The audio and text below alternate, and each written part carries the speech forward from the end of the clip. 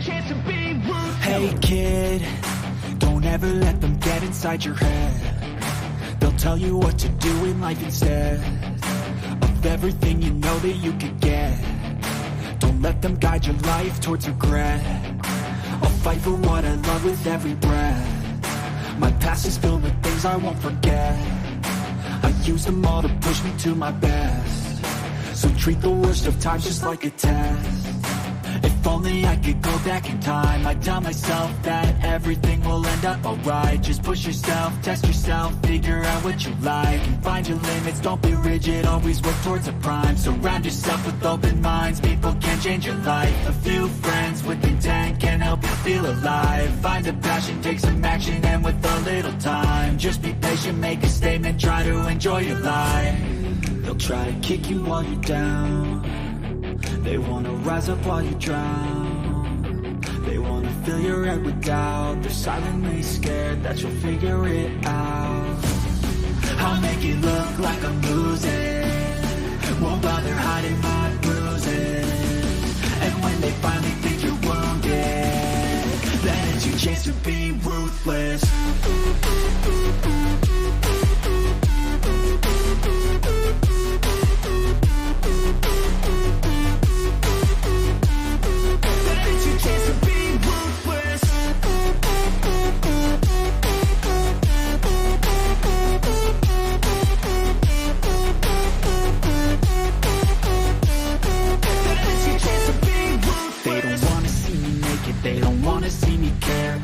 I make some progress, I can see that they compare. I think everyone's against me, maybe something in the air. Am I paranoid? I swear a void is forming and they're scared. I walk a straight path, not many can say that. I like to play fast, cross me and there's payback. You better pray that I don't see your face at any place that I go. I know you hate that. I've been doing fine, I'm not wasting any more time.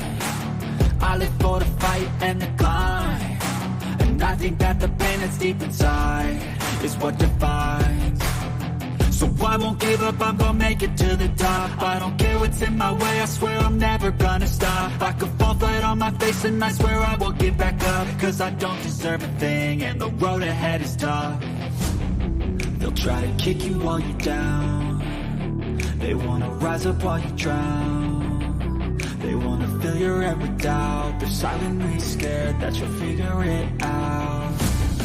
I'll make it look like I'm losing, won't bother hiding my bruises. And when they finally think you're wounded, then it's your chance to be ruthless.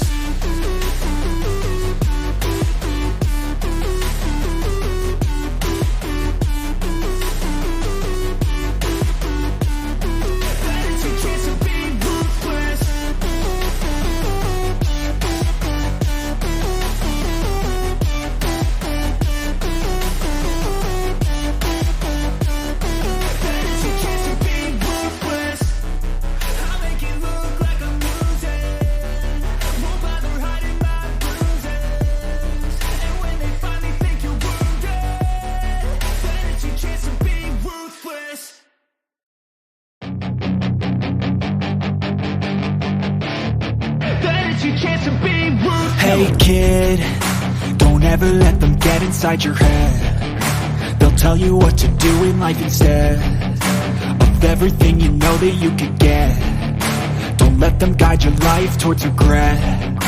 I'll fight for what I love with every breath. My past is filled with things I won't forget. I use them all to push me to my best. So treat the worst of times just like a test. If only I could go back in time, I'd tell myself that everything will end up alright. Just push yourself, test yourself, figure out what you like, and find your limits, don't be rigid, always work towards a prime. Surround yourself with open minds, people can change your life. A few friends with intent can help you feel alive. Find a passion, take some action, and with a little time, just be patient, make a statement, try to enjoy your life. They'll try to kick you while you're down. They wanna rise up while you drown. They wanna fill your head with doubt. They're silently scared that you'll figure it out. I'll make it look like I'm losing, won't bother hiding my bruises. And when they finally think you're ruthless.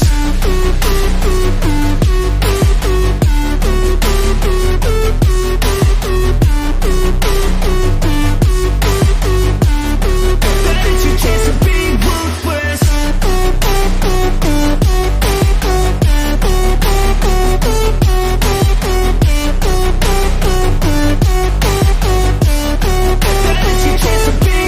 They don't wanna see me naked, they don't wanna see me care. Anytime I make some progress, I can see that they compare. I think everyone's against me, maybe something in the air. Am I paranoid? I swear a void is forming and they're scared I walk a straight path. Not many can say that. I'd like to play fast, cross me and there's payback. You better pray that I don't see your face at any place that I go. I know you hate that. I've been doing fine, I'm not wasting any more time.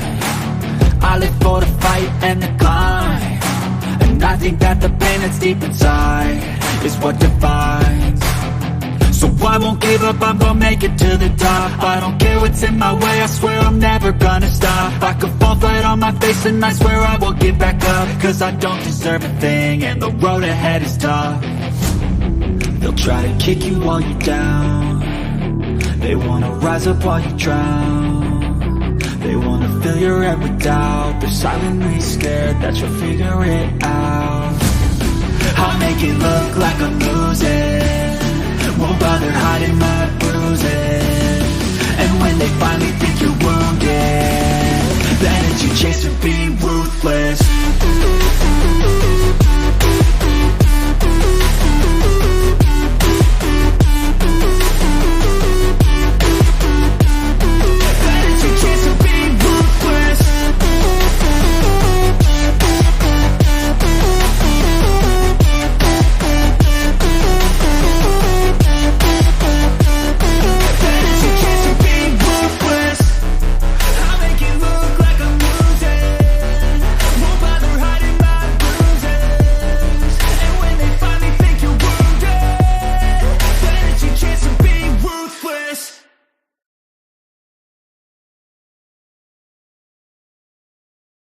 When there's nothing left but the fire in my chest and the air that fills my lungs, I'll hold my tears and trade my ears for a glimpse at kingdom come. On the other side of misery, there's a world we long to see. The strife we share will take us there to relief and sovereignty. Oh, by God, we'll have our home again. By God, we'll have our home. By blood or sweat, we'll get there yet. By God, we'll have our home. In our own towns, we're foreigners now. Our names are spat and cursed. The headline smack of another attack, not the last and not the worst. Oh, my fathers, they look down on me. I wonder what they feel to see their noble sons driven down beneath a coward's heel. Oh, my God, we'll have our home again. By God, we'll have our home. By blood or sweat, we'll get there yet. By God, we'll have our home. The road is dark, the way is lost. My eyes, they strain to see. I struggle forth to find a friend to light the way for me. Oh, brothers, can you hear my voice, or am I all alone? If there's no fire to guide my way, then I will start my own. Oh, my God, we'll have our home again. By God, we'll have our home. By blood or sweat, we'll get there yet. By God, we'll have our home. Oh, by God, we'll have our home again. By God, we'll have our home.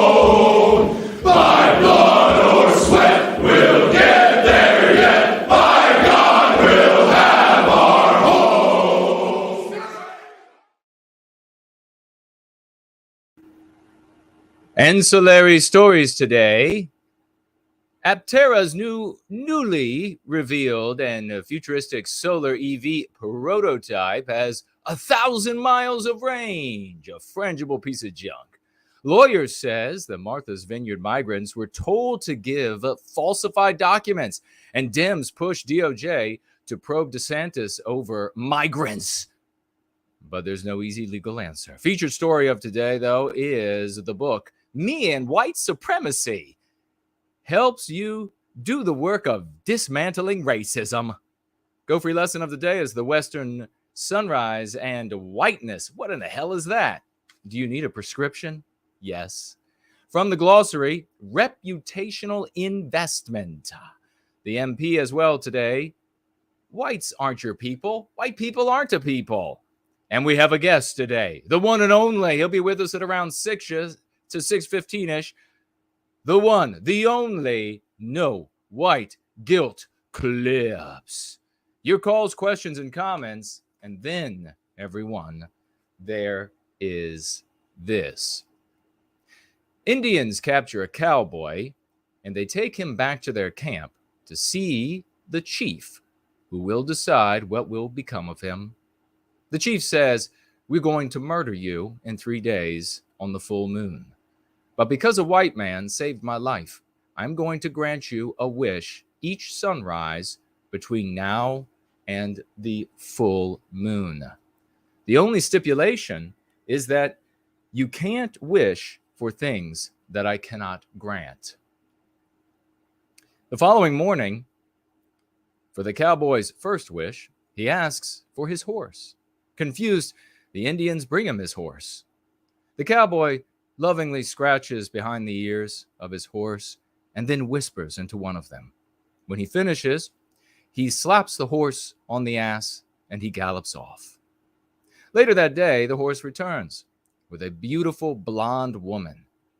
The cowboy takes her by the hand and goes into a tent. The Indians look at each other, and one of them says, "Typical white man. He's about to die, and all he can think of is sex." On the second sunrise, the cowboy wishes for his horse again. The Indians retrieve his horse and bring it to him. This time, the cowboy goes right in for the whisper, slaps his horse on the ass, and the horse gallops off. Later that day, the horse returns with a beautiful brunette. The cowboy takes her by the hand and goes into a tent. One Indian says to the other, "You were right yesterday. The white man is about to die, and yet all he can think about is sex." On the third and final sunrise, the Indians tell the cowboy, "This is it. White man, it's your final wish. What will it be?" The cowboy says, "I want to see my horse again." So the Indians bring him his horse. And the cowboy grabs the horse by both ears, twists them hard, and says, "God damn it! Posse! Read my lips! Posse!"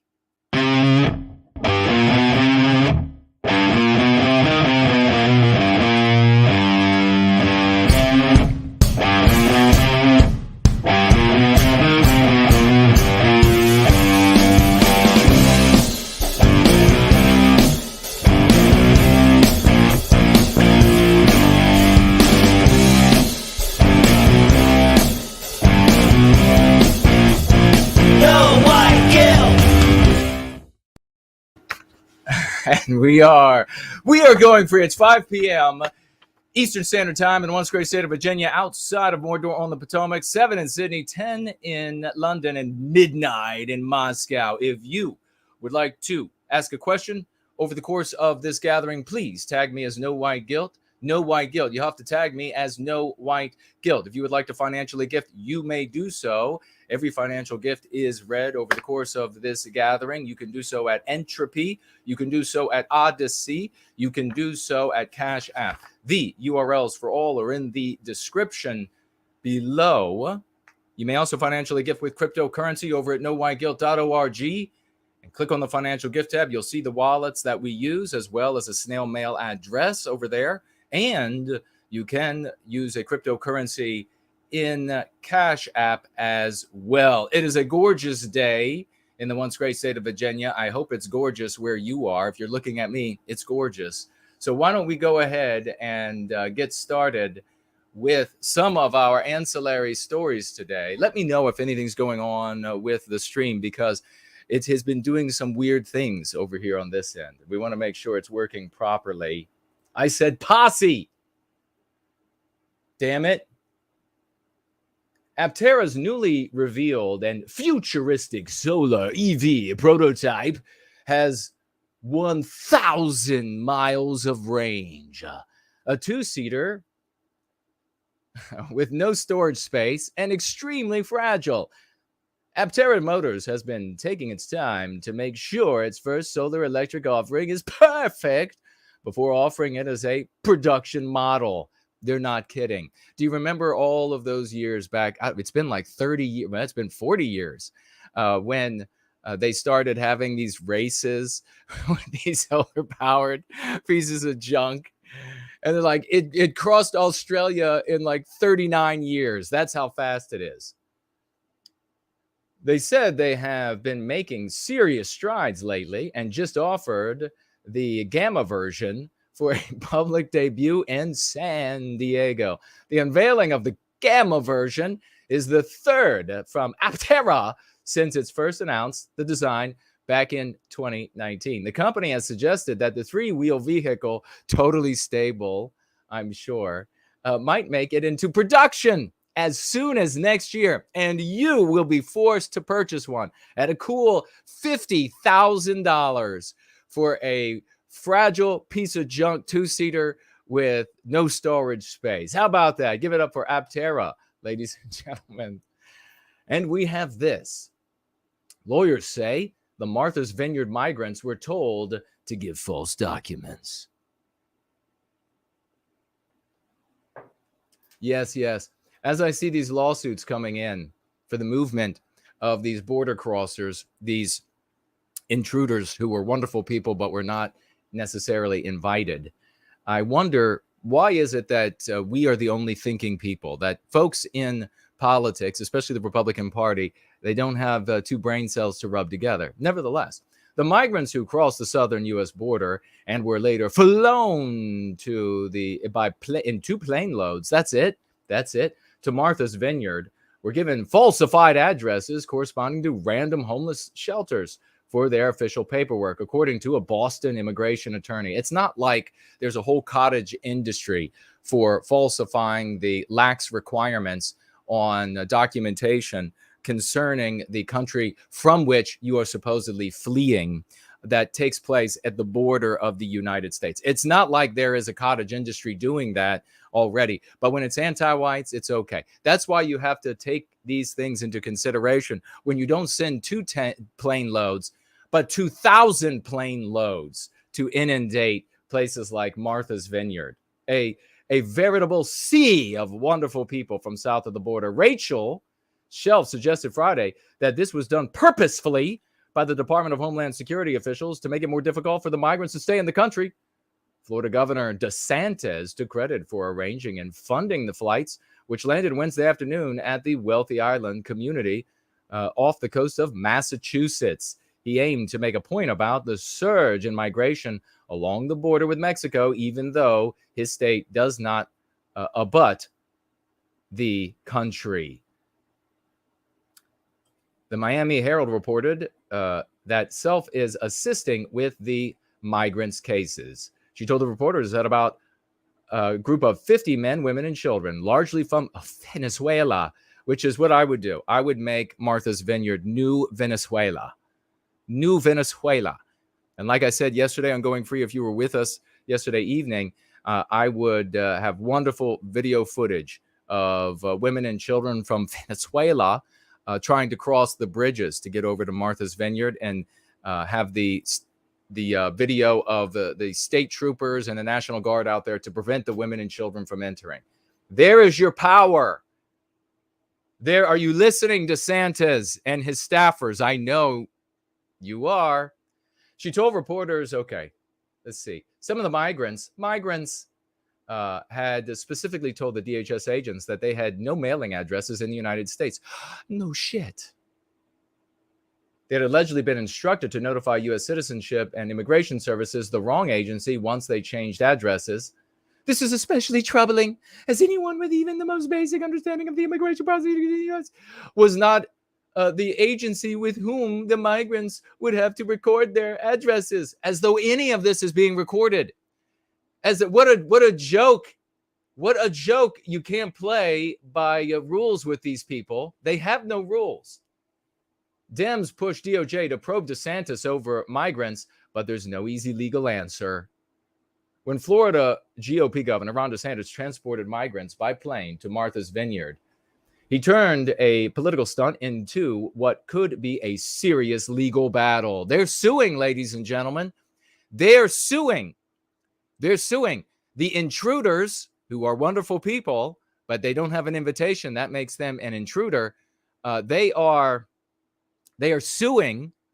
They are suing citizens of another country, and they will be millionaires by the end of this. He turned a political stunt into what could become a serious legal battle. California's Democrat Governor Gavin Newsom, along with government officials in Florida and Massachusetts, are pressing the Justice Department to investigate DeSantis' move to send about 50, mostly Venezuelan migrants from Texas to the island. Similarly, Illinois Democrat Governor Pritzker also said his office is examining the legality. See, I would move these people to Pritzker's neighborhood, to his neighborhood.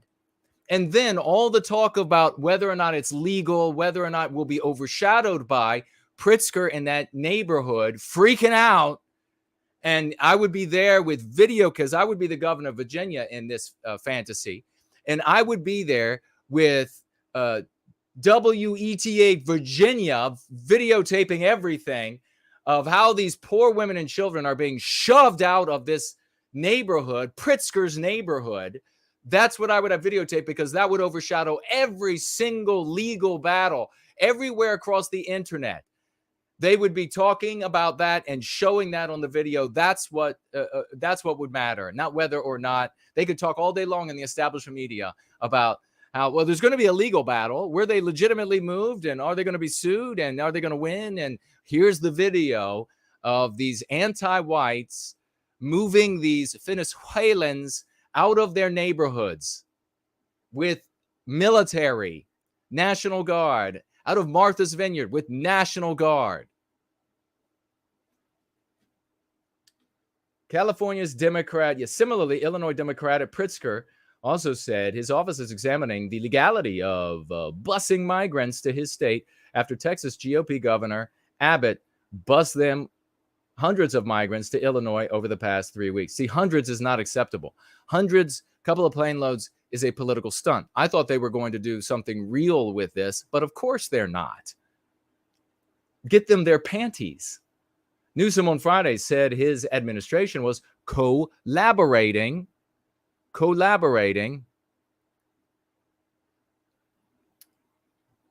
with California Attorney General Rob Bonta, also a Democrat, in regards to the migrants, but said his state intervening without the DOJ was an open-ended question. Go for it. Go for it. This appropriately belongs in the Department of Justice and Merrick Garland. But don't worry, folks. Don't worry. Green is going to have Merrick Garland impeached. Deputy Attorney General Lisa Narco on Friday in an interview with Bloomberg said the DOJ is reviewing a number of inquiries and letters it received about the GOP governors transporting migrants, including Newsom's demand for an investigation. But even if the DOJ decides not to act, groups and legal experts say there are avenues to take legal action. Guess we're going to have to wait and find out, aren't we? Hello to everybody who's here today. Great to see you. We're going to have some fun. Glad you liked the joke. And let's see what we have over here for a story. Me and white supremacy. title of a book, helps you do the work of dismantling racism. We never use the anti-white slur racism, but we're going to have fun with it today. And with our cozy community today, we're going to have fun. Learning about the dangers of systemic racism often leads people to ask, what can I do personally to make a difference? Says Deggans over at NPR Online. Leland Sod, not the kind you walk upon. Maybe, well, I won't tell that joke. In East Africa, Leela Saad, an East African Arab British Black Muslim woman living in Qatar, came up with an impressive answer, a 28-day process that she called a personal anti-racism tool, close quote, designed to teach those with white privilege how systemic racism works and how they can stop contributing to white supremacy in the world. What a joke. Her book is called Me and White Supremacy, Combat Racism, Change the World, and Become a Good Ancestor. It begins a few years, which is interesting actually, that she is thinking about descendants that will look back on her behavior, which is really interesting because we have so many people in our race who don't care about the way that they're viewed by our descendants. But you do see that in other races, a concern for how we are viewed, or they are viewed by their descendants. So that's actually something we should try to be a bit more like. Now, all of these qualifiers about what and who she is, not so good. We're men and women of the rest. But let's see. It began a few years ago on a 28-day Instagram challenge, evolved into a free PDF digital workbook, and has now become a New York Times bestseller. A New York Times bestseller.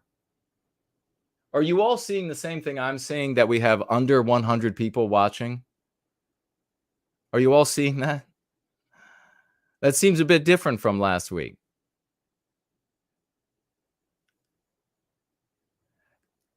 Now, it's a bestseller because the way this works is anti-whites, when it comes to the bestseller list on the New York Times, they will buy up thousands and tens of thousands of copies.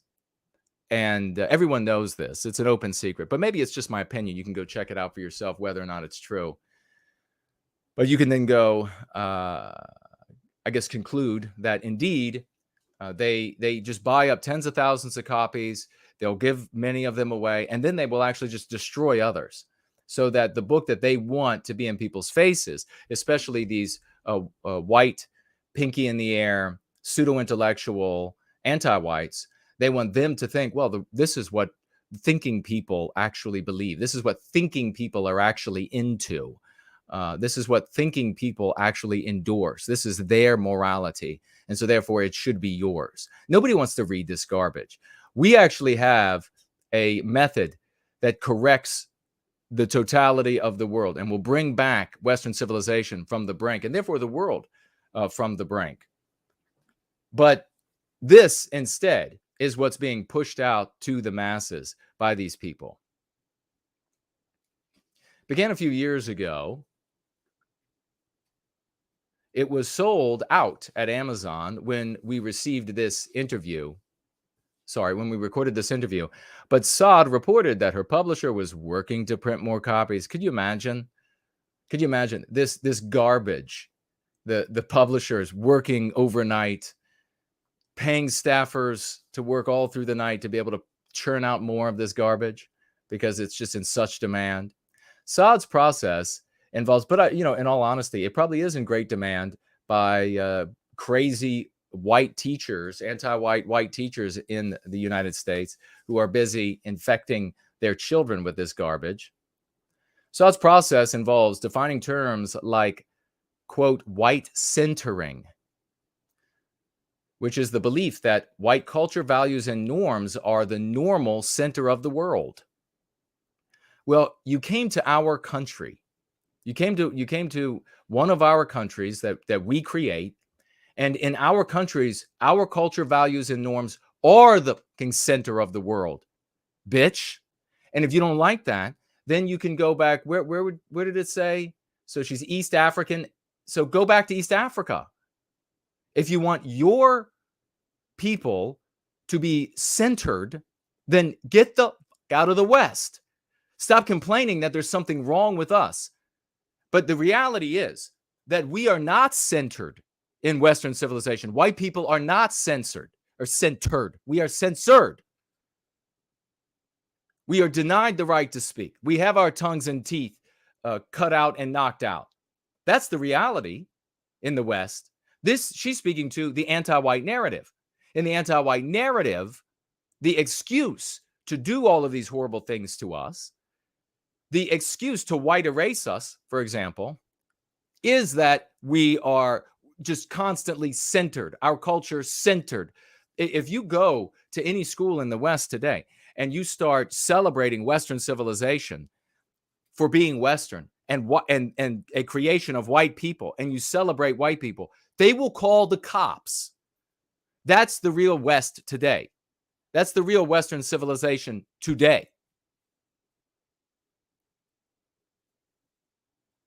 And she says the process involves terms like white centering and ally cookies, which are the special praise sought by some white people for not being racist. Well, here's the praise that I have for you. That's the praise I have for you. That's what I'm looking to get from you, your backside, as you walk your ass right out of my country. How does that sound? That's what I'm looking for from you. She encourages readers to keep a journal. Are white people going to East Africa and saying, the problem here is that East Africans are centered? That's really the problem, that they're the center of the world. Your culture is everywhere here. You people are evil for that. Everywhere I look, you people are talking about your ancestors. We don't do that at all in the West. We're not allowed to. We'll get suspended and fired. We will be suspended from our jobs and schools and fired at our workplaces if we do these things.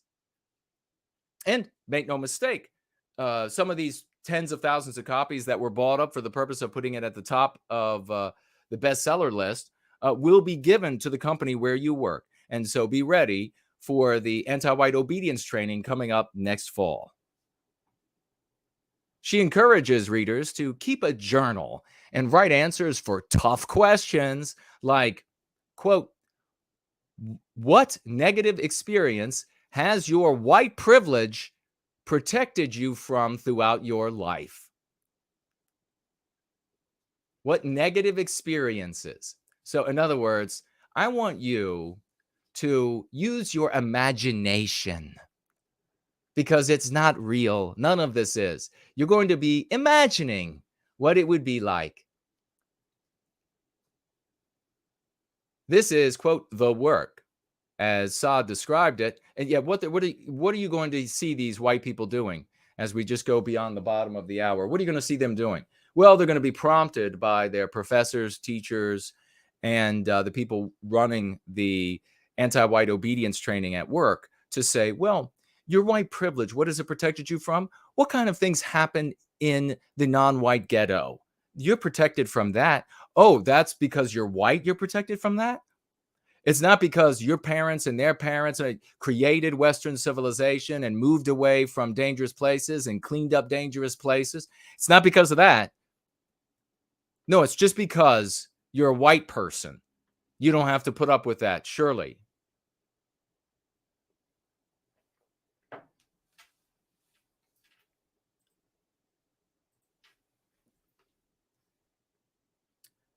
This is, quote, the work. Oh, wait, am I skipping a part here? No, that's it. This is, quote, the work. as Saad described it, a tough journey that pushes readers to examine the often hidden mechanisms of white supremacy and systemic racism. Look at all of this shit. And everybody who shows up here and they say, I know a way to do this. I know who's responsible and I know how to handle it. I know what we need to do moving forward. They all have nothing to say to all of these powerful concepts that stomp them into the ground. What do these fucking losers say when they show up? They say, well, just tell them you're proud to be a racist. Fucking losers.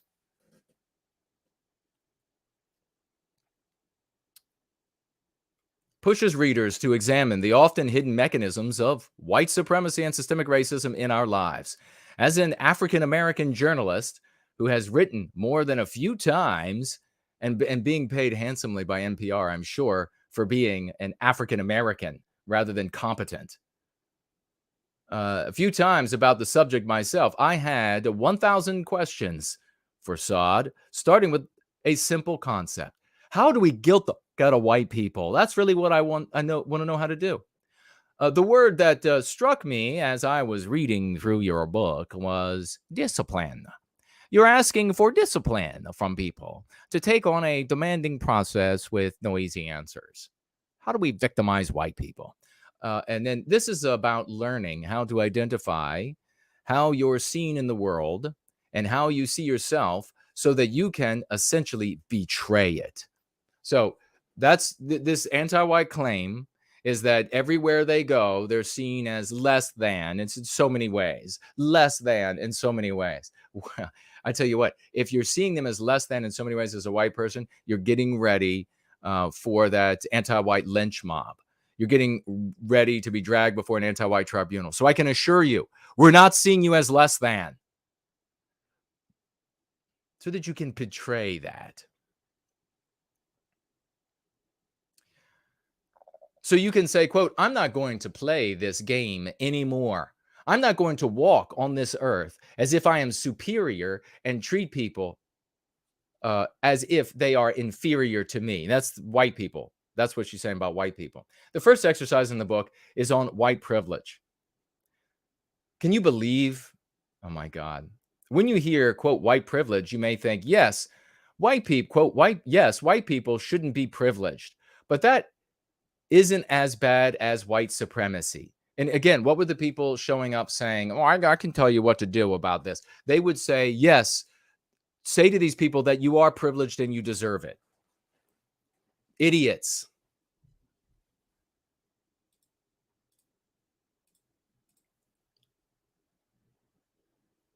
Let me know if the audio is okay.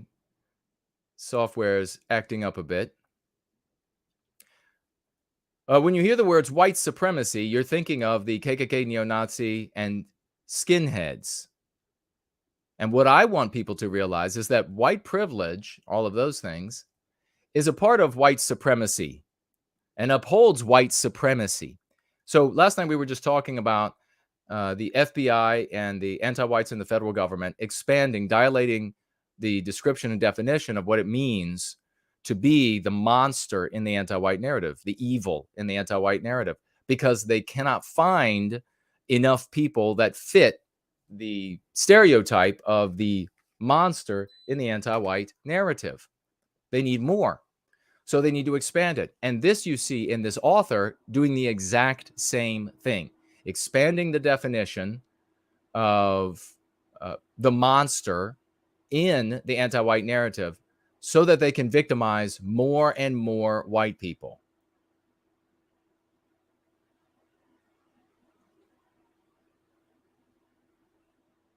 This isn't about generalizing or stereotyping white people. Of course it is. You just did. As being somewhat deficient or defunct. You just did. So that was a slip there. That was an admission of awareness of what they're doing. It's exactly what Saad just did. She just said, well, it isn't. Yes, it is about stereotyping white people as deficient and defunct, but it isn't, because that's really an ugly thing to say. So I don't want you to think that about me in this process. I want you to engage in it so that you realize you're deficient and defunct. This isn't about generalizing, she says. This is about seeing how you were born into a system that automatically gave you these powers and these privileges. So you're just guilty at birth. You know my book, Born Guilty? You're guilty at birth. Why is journaling an important part of this? Without the journaling, it's just an excuse in intellectual stimulation. Exercise. In intellectual so without journaling, it's just an exercise in intellectual stimulation. That's why I say that's actually accurate when it comes to reading and investigating what they're trying to do and how we're trying to defend ourselves. You cannot read Go Free and say, I got it, and put it on a book, no matter how bright you think you are. It is a lifelong process. Fit and Healthy at Any Age just wrote that so many hours ago on the thread under yesterday's Going Free, that it is a lifelong process. There's space in the book to write. You want to write all over the book. If you want to have a pristine one to put on your bookshelf, fine. But it is a workbook. It is an exercise that you have to implement over the totality of your life. She goes on to say here, Saad, you stay at the level of mental thought without any heart engagement if you're not, of course, writing in it and journaling, as she would say. There's something about putting pen to paper, writing down what comes up, that unlocks past memories. Unlocks past memories. Now, I'm going to go out on a limb here and conclude that she's not only talking about your life, that things that actually happen, but your fiction as well. What you might imagine happened in your life, and even maybe other lives that you could have led. I don't doubt that whatsoever. But people, since the subconscious mind governs more than 90% of our lives, and the subconscious mind can't tell the difference between reality and fiction, how many people do you think, if they're forced to sit down with pen and paper long enough, a communist Chinese style, will end up remembering events in their life that were actually from TV shows when they were young? This is hardcore brain melting manipulation. I really want people to understand that what we're talking about isn't conscious. You're not consciously in the world thinking you're superior to people of other races. So you get it? This is the core. This is the center of anti-whiteism. You get it, white people? Do you understand yet? If you folks will share this with others out there so that I can speak to them, since the anti-whites are shutting down everything so nobody knows that we're talking. Good for you, motherfuckers. You don't have to actually be thinking anything negative about non-white people. You don't actually be thinking that you are superior to everyone else, like a neo-Nazi from television shows. You are doing it at the unconscious level, is what probably she would say. You're automatically doing it because you were born with these brands on you, white person. Don't you understand? It's deeper rooted than that, says Saad. The process of journaling brings into consciousness these ways of being and thinking and believing that you are not conscious of. Exactly. It's that feeling of seeing a black person walking down the street and crossing to the other side and not even thinking about it. You mean like, who was it? Was it Jesse Jackson who admitted that he was walking down the street in Washington, D.C. one time? And he said, we have to change this about our race, our people. He was walking down the street one time and he heard footsteps in Washington, D.C., heard footsteps behind him, turned around and saw that it was two white guys and immediately felt relief. I wonder why that would be. The journaling helps unearth that instinct that kicks in at that moment. Okay, so in other words, white people, especially white females, you have to put yourself in harm's way, even if all the signals that you're being given around you say that something's not right. And those signals can come in other forms. And this is another thing, obviously, that anti-whites are going to ignore. They can be, I guess, sourced from other places than simply the race of the individual. The way they talk, the way they look at you, leer, the way they're dressed, a lot of different things. But no, white women, you're going to have to put yourself in harm's way so that you can know for yourself. And of course, that's what's been done here. There's a bar that's been set that now, especially white women, have to cross. You have to challenge yourself to see whether or not unconsciously you're a neo-Nazi. How will you do that? Well, one thing will be jumping on your back and opening your legs for every non-white male that comes upon you. Another thing is putting yourself in very violent scenarios because non-white people happen to be there. Non-white people happen to potentially be potential predators in those particular situations. But since they're non-white people, you have to put yourself out there. If it were white people, then by God, by all means, don't go. I mean, they look like real thugs. But if it's non-white people, you better show up and act like everything is peachy.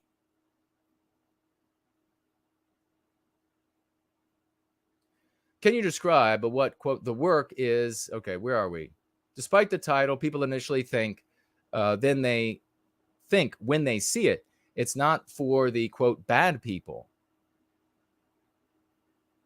It's written for the people who think they aren't racist, who say they don't see color, who have black friends, who voted for Obama. It's written for the people who really think they're allies. So that's all white people, with the exception of those who are brave enough to in so many ways, say they're white sympathetic. So that's tons of white people, right? That's a whole hell of a lot of white people. In the book, I quote Martin Luther King Jr. and his letter from a Birmingham jail. Okay, I couldn't give a shit. Let me jump through here. I wanted to write this book as a process for people to walk themselves through these issues and ask themselves, how does white supremacy show up in my life? From the subconscious mind. As you begin to switch on the light and see how this plays out within you, you begin to change your behaviors and you begin to influence the people around you. Systems are maintained by people. Well, she's got all of this right, so she's not dumb. But systems can only be changed by people. You know, she's not dumb. She's far more intelligent than the vast majority of white males in the white sympathetic sphere who continue to show up day after day to tell me how we can recapture our destiny, who continue to show up and they talk about systems and organizations and governments and etc. Anthropomorphically. At least this woman knows, she's smart enough to know that it's all about the people and you have to get into their brain. For example, a school is a system. So if you're a parent and you see that subtle and not so subtle racism taking place at your child's school, then you'll start to take responsibility for these actions. If you're opening your eyes. So at your school, do you see white women crossing the road when thugs are walking down the street that in that particular case happen to be non-white? Well, you better address it. Why isn't she over there being turned out by them? What do you think is the biggest obstacle? We're just jumping through this, or the toughest challenge for white people when they decide they want to take on this challenge? People get stumped on white exceptionalism, she says. Can you define that? Asks the African American who was hired because he was an African American. White exceptionalism, Saad says, is the idea that I, as a white person, am actually one of the good ones. Can you imagine saying to non-white people, you've got to get rid of this idea that you are a good person. Because you're non-white, and so therefore you have to understand the reality is this about you and your people. This is what we're putting up with in our countries. This is the anti-white filth that we have to put up with in our countries. Day after day, week after week, month after month, our whole goddamn lives. This is how we put up being talked to in the countries that only exist inside of us and are visible in the world because we projected them into the world. This is what we put up with. It's the idea that you think that you are a good person when you are actually white. I think white exceptionalism is actually what drives a lot of people to buy my book in the first place, she says, because I think that they have this belief that they're one of the good ones. An ally buys a book like this. No, they're anti-white garbage. They're anti-white trash. Anti-white trash. That's the phrase that should take the place of white trash. Anti-white trash. I think white exceptionalism is very dangerous because it separates the good from the bad, and there is no good or bad. They're all just bad if they're white. This isn't about your inherent goodness as a person. We're talking about the ways you are unaware of causing harm to other people because you're not aware. And so that's what we're bringing into the light. Okay, you're not aware of all the harm you're doing. Let's go ahead and jump to the bottom of this filth, this anti-white filth. Last question asked by the author. If you had to break it down, what are the 3 important things people can do to work on themselves and help unwind white supremacy?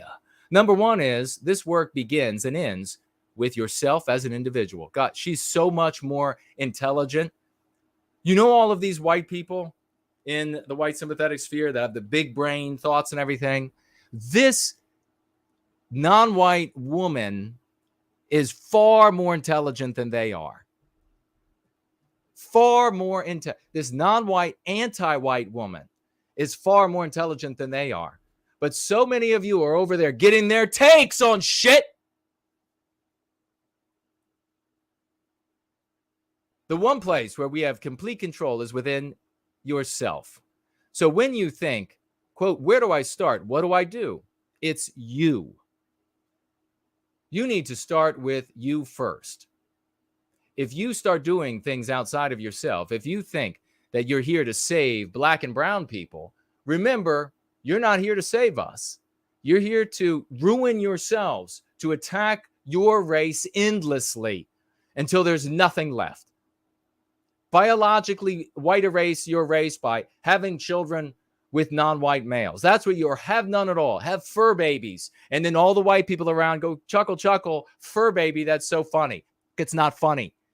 You deserve to be slapped in your face every time you think something like that is funny, you dumb bitches. You're here to see the ways in which you are already causing us harm and stop doing that. Second, impact the people. Boy, what a terrible use.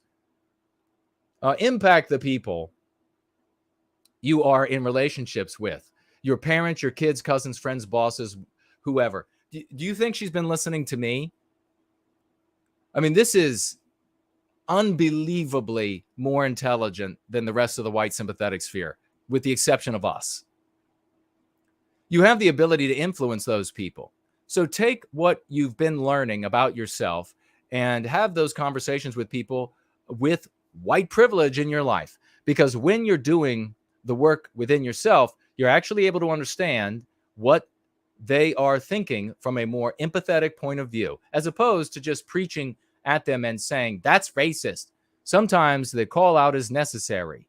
So they know the power. She knows the power. The rest of the anti-whites know the unlimited power of the anti-white concept racist, which, by the way, if you are in the white sympathetic sphere and you continue to think you can usurp that word, you have proven yourself to be the dumbest among us. They can use that word. It is theirs. And I described it last night. You need to go watch that video and stop giving your opinion. Sometimes the call out is necessary, but for long-term change, we need ongoing, meaningful conversations. So what this woman has identified, and she's accurate there, is that you can browbeat and terrorize white people into silent resistance. She is identifying that there can be silent resistance, and she's right. This non-white, anti-white woman, smarter than the vast majority of white males in the white sympathetic sphere.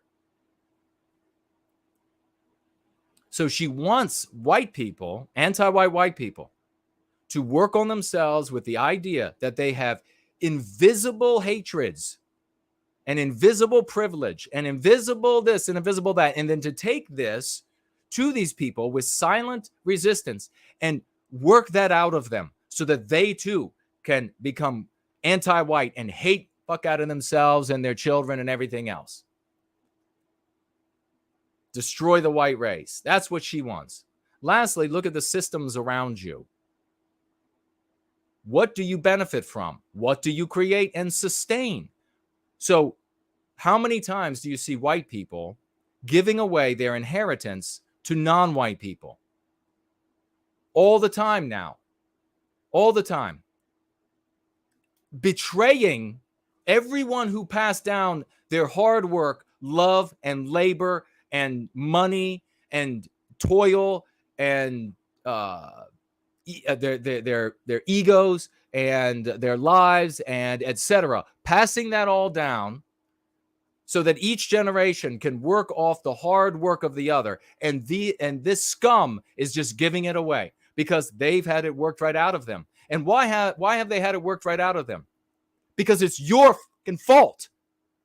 Because instead of adopting the Go Free method, something that overcomes this intelligent psychological warfare in our people, so many folks are out there waving around antiques,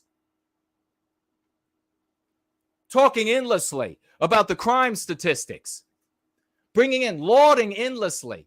By the way, I just heard once again that a radical female Zionist was just lauded to the moon in a speech by a guy that is practically worshipped in the white sympathetic sphere.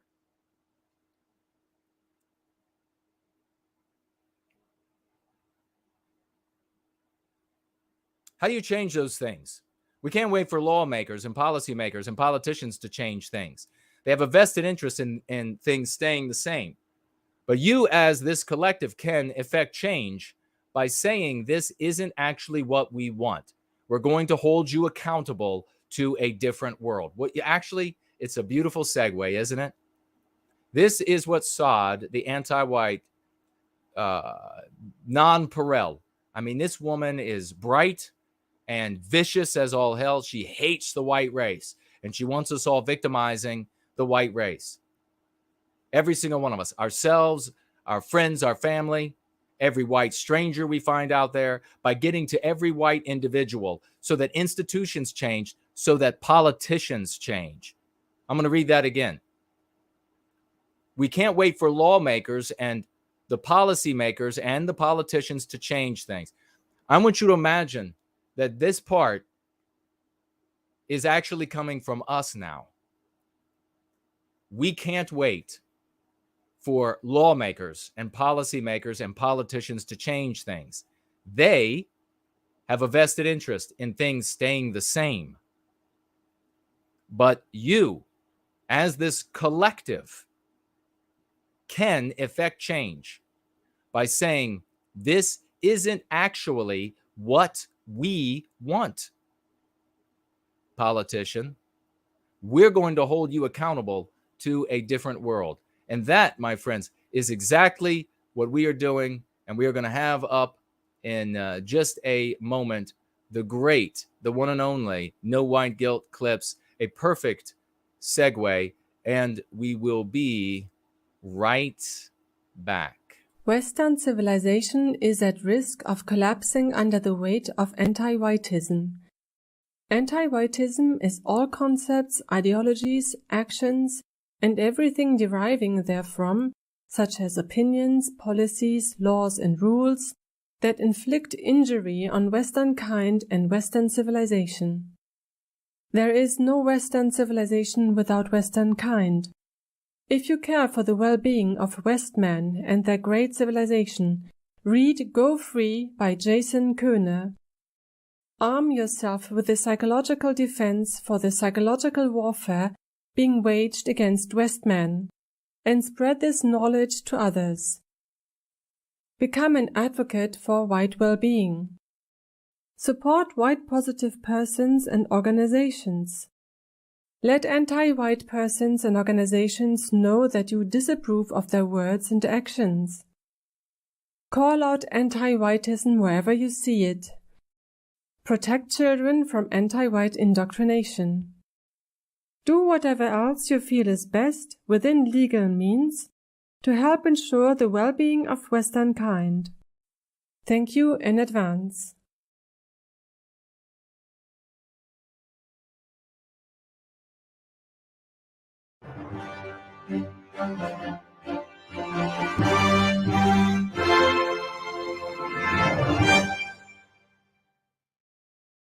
Geoff Diehl, the Trump-backed GOP candidate for governor in Massachusetts, has come under fire due to a video showing him claiming to not understand what anti-whiteism is, going on to claim that it's inappropriate to ask him if he cares about white people.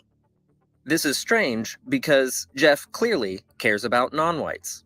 When Geoff was running for Congress against Elizabeth Warren, he told the Boston Herald Radio, in regard to Warren having claimed to be an American Indian to get into college and later to secure a job as a lawyer, that the problem was the job Warren got was, quote, taking away a minority hire, somebody who that was intended for on a different basis, end quote. He went on to say Warren took advantage of affirmative action programs that these different companies have, and the, quote, people of true minority status are upset because she took that spot that somebody else deserved, end quote. This shows that he does care about non-white communities, to the point that he supports white people being barred from college admissions and jobs based on race. And he even vocally advocates for them as he supports affirmative action programs. He said at the end that they deserve these spots. The part he didn't say is that he thinks they deserve those spots over whites, based on race, regardless of how hard a white man or woman may have worked and regardless of how much more qualified the white applicant might be. Such is the nature of affirmative action programs. Geoff is also on record as saying that he supports fast-tracking so-called undocumented migrants on a path to legal residence and citizenship. With those who entered the country illegally or overstayed their visas, Geoff wants to work on the state level, where he plans to welcome in endless amounts of border crossers to partake in the American dream in Massachusetts. With nationwide low employment and major issues with housing in his state, he would aggravate the situation by making housing more unaffordable and increasing the number of unemployed by adding to the glut in the labor market, which applies downward pressure on wage growth, leading to housing being even more unattainable. In this, he is showing once again that he does not care about Americans, especially not white New Englanders. This brings us to the viral video in question. He is asked point blank if he will stand up against anti-whiteism. He acts like he doesn't understand the question. When the individual goes on to explain that whites are being victimized, Geoff sidesteps and says he supports equality for all. When pushed one more time, being asked if he cares about white people, he nearly has a fit, spitting food out of his mouth as he frantically responds with a slap on the shoulder and a claim that asking him if he cares about white people or if he will stand up against anti-whiteism is somehow inappropriate. We have reached out to his campaign office for comment. We have yet to hear back.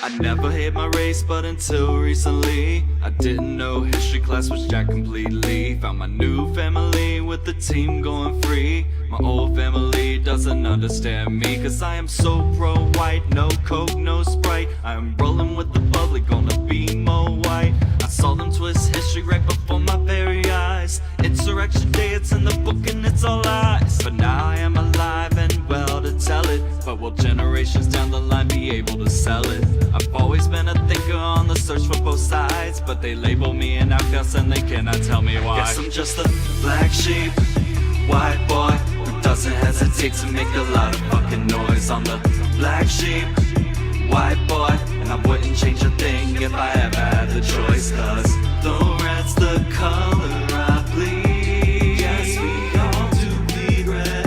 I have to protect my family, so I love my people to death. Why does affirmative action make them not hire me? Even in the countries where I'm the minority. Is my race just that awesome and no other could compete? Is that what the anti-whites are trying to tell me? Why am I always seen as such a threat? To the point they want to strip me down till there's nothing left. Old friends from high school, man, I have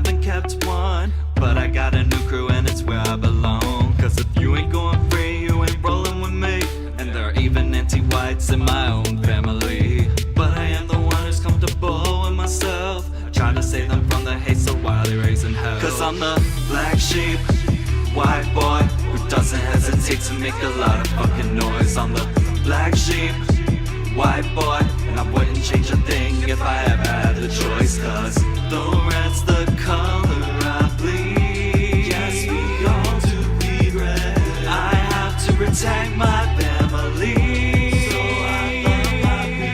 Scotland is too white, is Nigeria too black? Don't get your panties in a bunch, cause I have the right to ask. See, I'm the black sheep, cause I call it hypocrisy. And the media will give you emotions, but they will not give you honesty. Yeah, you have your feelings, but I have the crime rate. And I'ma shoot to kill if there's a danger my way. So I do not blame the cops, just the ones who are cowards, who hesitate to pull the trigger unless it is one of ours. Cause he's a black sheep, white boy who doesn't hesitate to make a lot of fucking noise. I'm the black sheep, white boy, and I wouldn't change a thing if I ever had the choice. Cause the red's the color I bleed. Yes, we all do bleed red.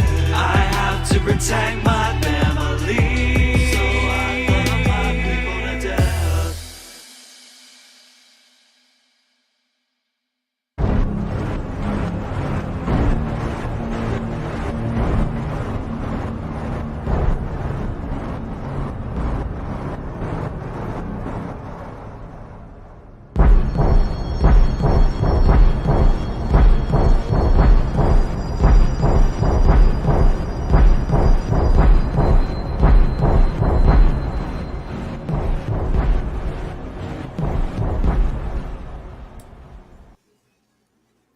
Oh, we still got that up on the screen. Let's do that. And let me ask you all about the audio. Make sure that it's okay. I'll just take a look here anyhow. This thing has been acting weird. But please, if you haven't already, let people know that we are going free, that we're live. Some people are saying they didn't get the alert.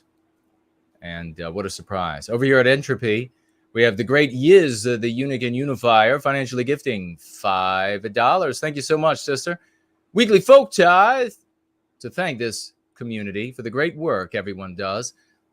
I'm seeing and hearing our lexicon across every sphere I participate in. And I see our lexicon popping up more often in mainstream media. We are winning. Keep pushing, Kip. Amen to that, Kip, indeed, sister.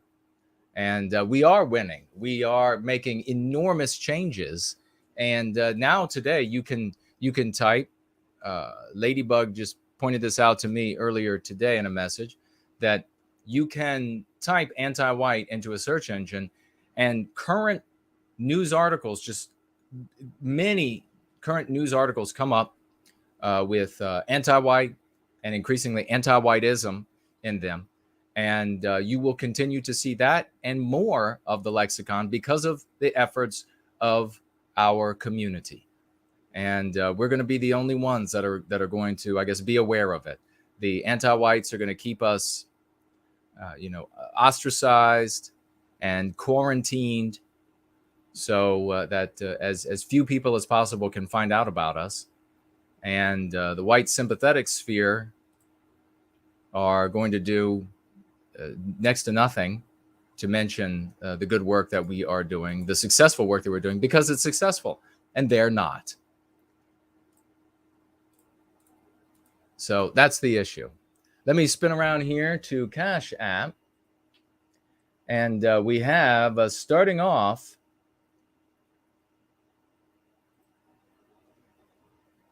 I have to see, I'll have to translate this. I wonder if we can. Let's see.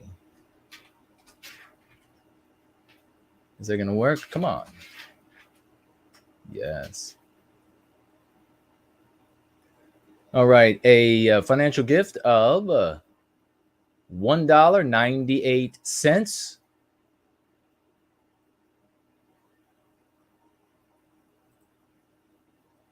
from Bryce. Thank you, Bryce.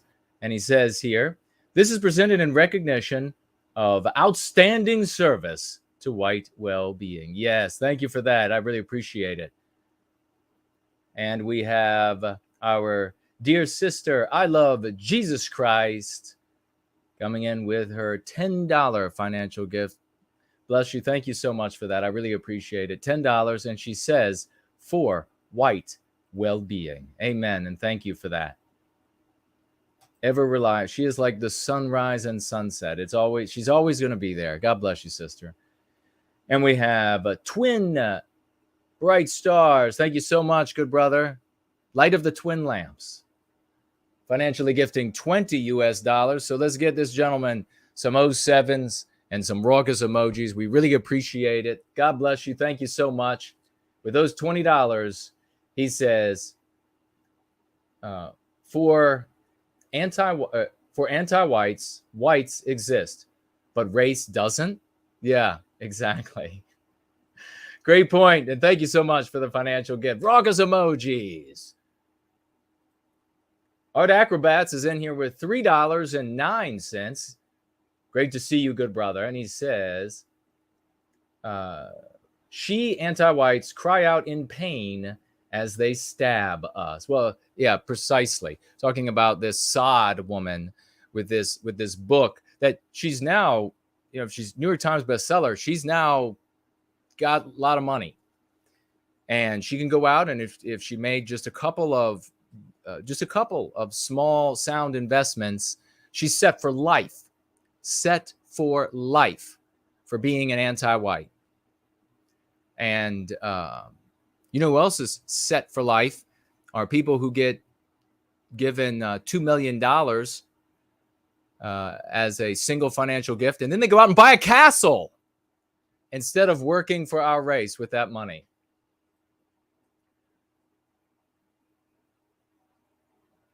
Yeah, this woman, the entire time in her book, it's all about how victimize the white race, victimize yourself, victimize the white people in the world around you, and you're doing this because you're hurting us. Really, well, where's the hurt? It's imaginary. We have Tamara. God bless you, sister. Financially gifting $5. Thank you so much. And she says for, and then has the little coffee emoji. Well, thank you. I will, if I don't say so myself. Delicious. Thank you, Tamara. I really appreciate it. And then we have the great White Student Transmission. Financially gifting $5. And says here, with those $5, thank you, good brother. White acceptance training equals required for all anti-whites. Or anti-whiteism. Yeah, it's anti-whiteism that is inflicted on all of us. Thank you so much, good brother. And whether it's in school, whether it's at our jobs, whether it's in society, it's in the media endlessly, it's everywhere. So let me see if I can make this. Can I increase this? There we go. That'll make it a little easier to read. Art Acrobats asking who bought a castle. V-Dare. Peter Bremelo.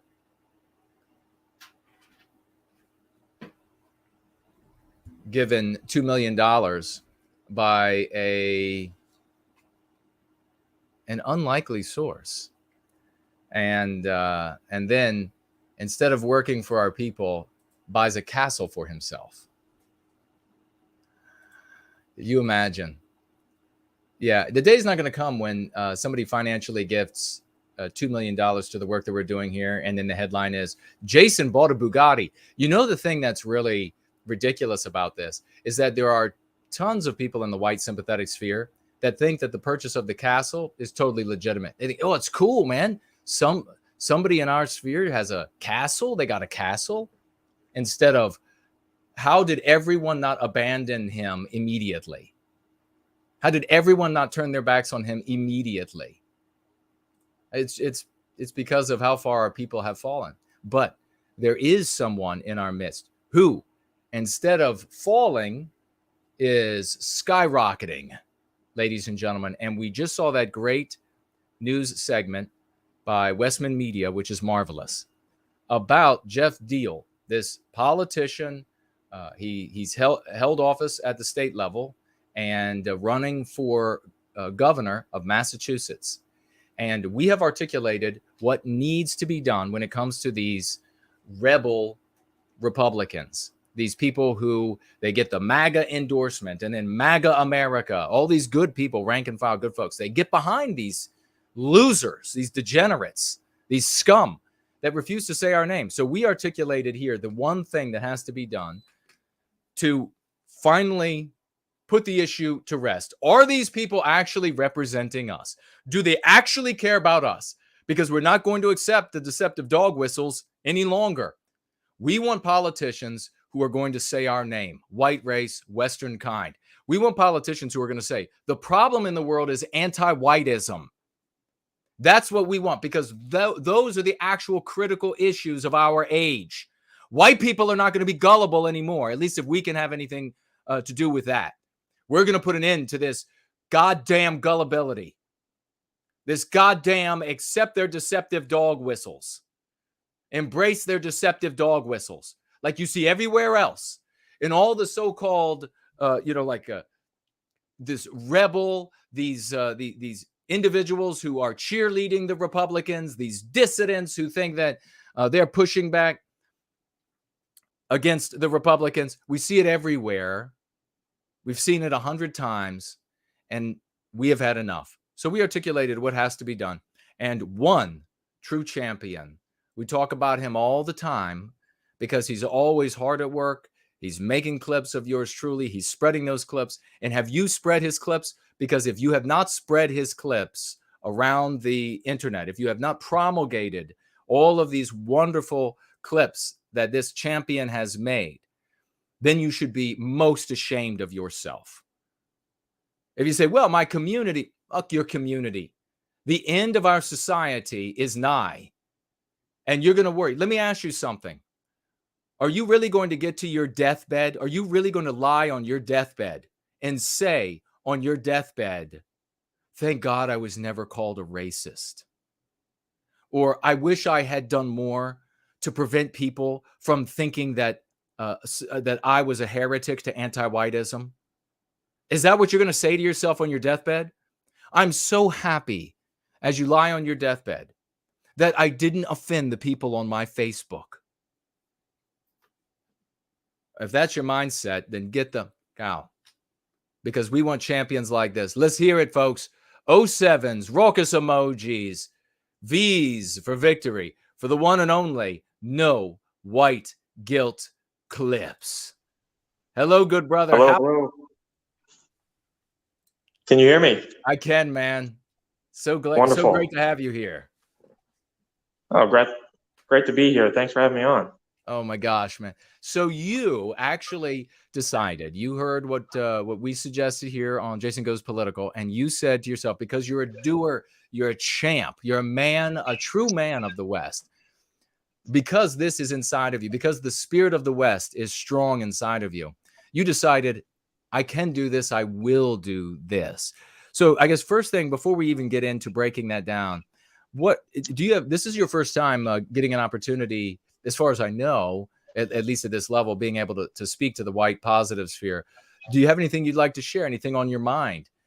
Any first thoughts? Any thoughts about the show so far? What's going on, brother?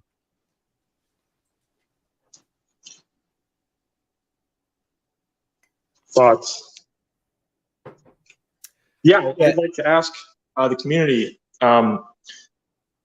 should I continue, if they would like to see me confront Geoff Diehl again in the future, and if yes, how could I do that now that he recognizes me, and at what point would it be considered harassment to continue questioning him?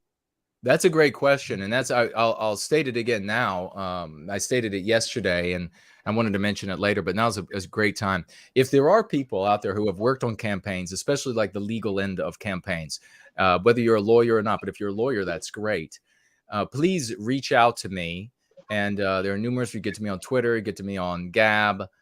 You can go to nowhiteguilt.org, reach out to me, and let me know that you worked on campaigns or what it is similar.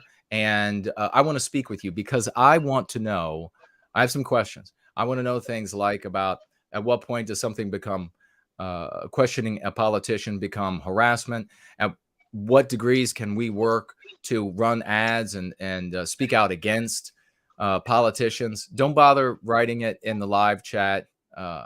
Reach out to me, and I'd like to have a conversation, at least by way of email.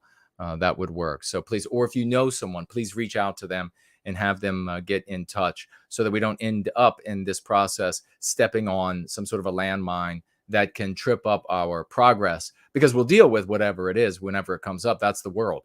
But we want to sidestep as many as we possibly can in our progress. But this is really marvelous because, and this is a game changer. This is, as I was saying last night, and one of the reasons why Clips is such a just magnificent hero of the West is that this is the question heard around the world. Do you care about white people? And it's like the shot heard around the world. And now we can replace this. This is genuinely, and the whole white sympathetic sphere, and shame on everyone in the white sympathetic sphere who is not talking about Clips, who is not talking about the question heard around the world. Do you care about white people? Putting politicians on the spot while we are videotaping them, because you don't want to do it in private. In private with no videotape, they're just going to tell you whatever they think you want to hear. They're going to smile and they're going to say, oh, yeah, I agree with you there. And I can even tell you about a time I had a conversation with Oliver North in private, and the kind of things that can be said. So absolutely not. We've got to get them on video. They've got to be talking on a lectern, for example. But everyone across the white sympathetic sphere, and I already know that there have been people talking about Clips, what he did, the video itself, and not saying a single word about Clips, not saying a single word about this community. And that is absolutely despicable. That is shameful. Those people are garbage.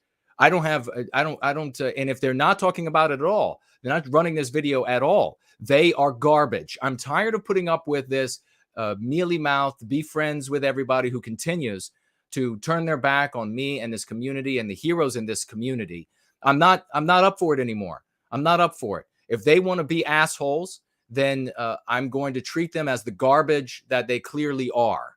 If they were already going to turn their backs on us, then they're still going to just keep doing that. So nothing changed. I just get to speak my mind on what I think of these people. So Clips went out there and he asked the question now heard round the world, which we are going to put to as many politicians as we can, state level politicians and federal level politicians, and maybe sheriffs running for office or judges running for office. Do you care about white people? This is the shot. This is the new shot heard round the world. This is a game changer, a genuine game changer. And it's going to take heroes. It's going to be nerve-wracking when you have to go in these scenarios. And we're going to hear about that from Clips right now. But yes, to Clips' first point about that he just made about the legality of these things, please reach out. We want to know. And because we want to be able to proceed effectively, even though we will continue to proceed stepping on landmines along the way. But my good friend, I'm gonna build it up here. So you heard what I had to share on Jason Goes Political about this needing to be done, and then you decided you were going to do that. Essentially, just tell us the story. How did it begin for you, and then how did you get all the way to the point where you asked the question heard round the world? Yeah, so it began with the Jason Goes Political episode where you read an article about Trump's endorsement of Geoff Diehl, which I did not know about because I don't follow the news in Massachusetts. It's a little depressing. So, yeah. But now I was excited because that gave me an opportunity to put your plan into action. So I just went on Diehl's website, looked at his campaign events schedule, and saw that he was going to have a meet and greet on my day off work. So I thought, oh, this is perfect. Well, let me just stop you right there. to- Hold on, brother. Hold on. Yeah. Just stay right there. Folks, how many of you heard me say that this should be done?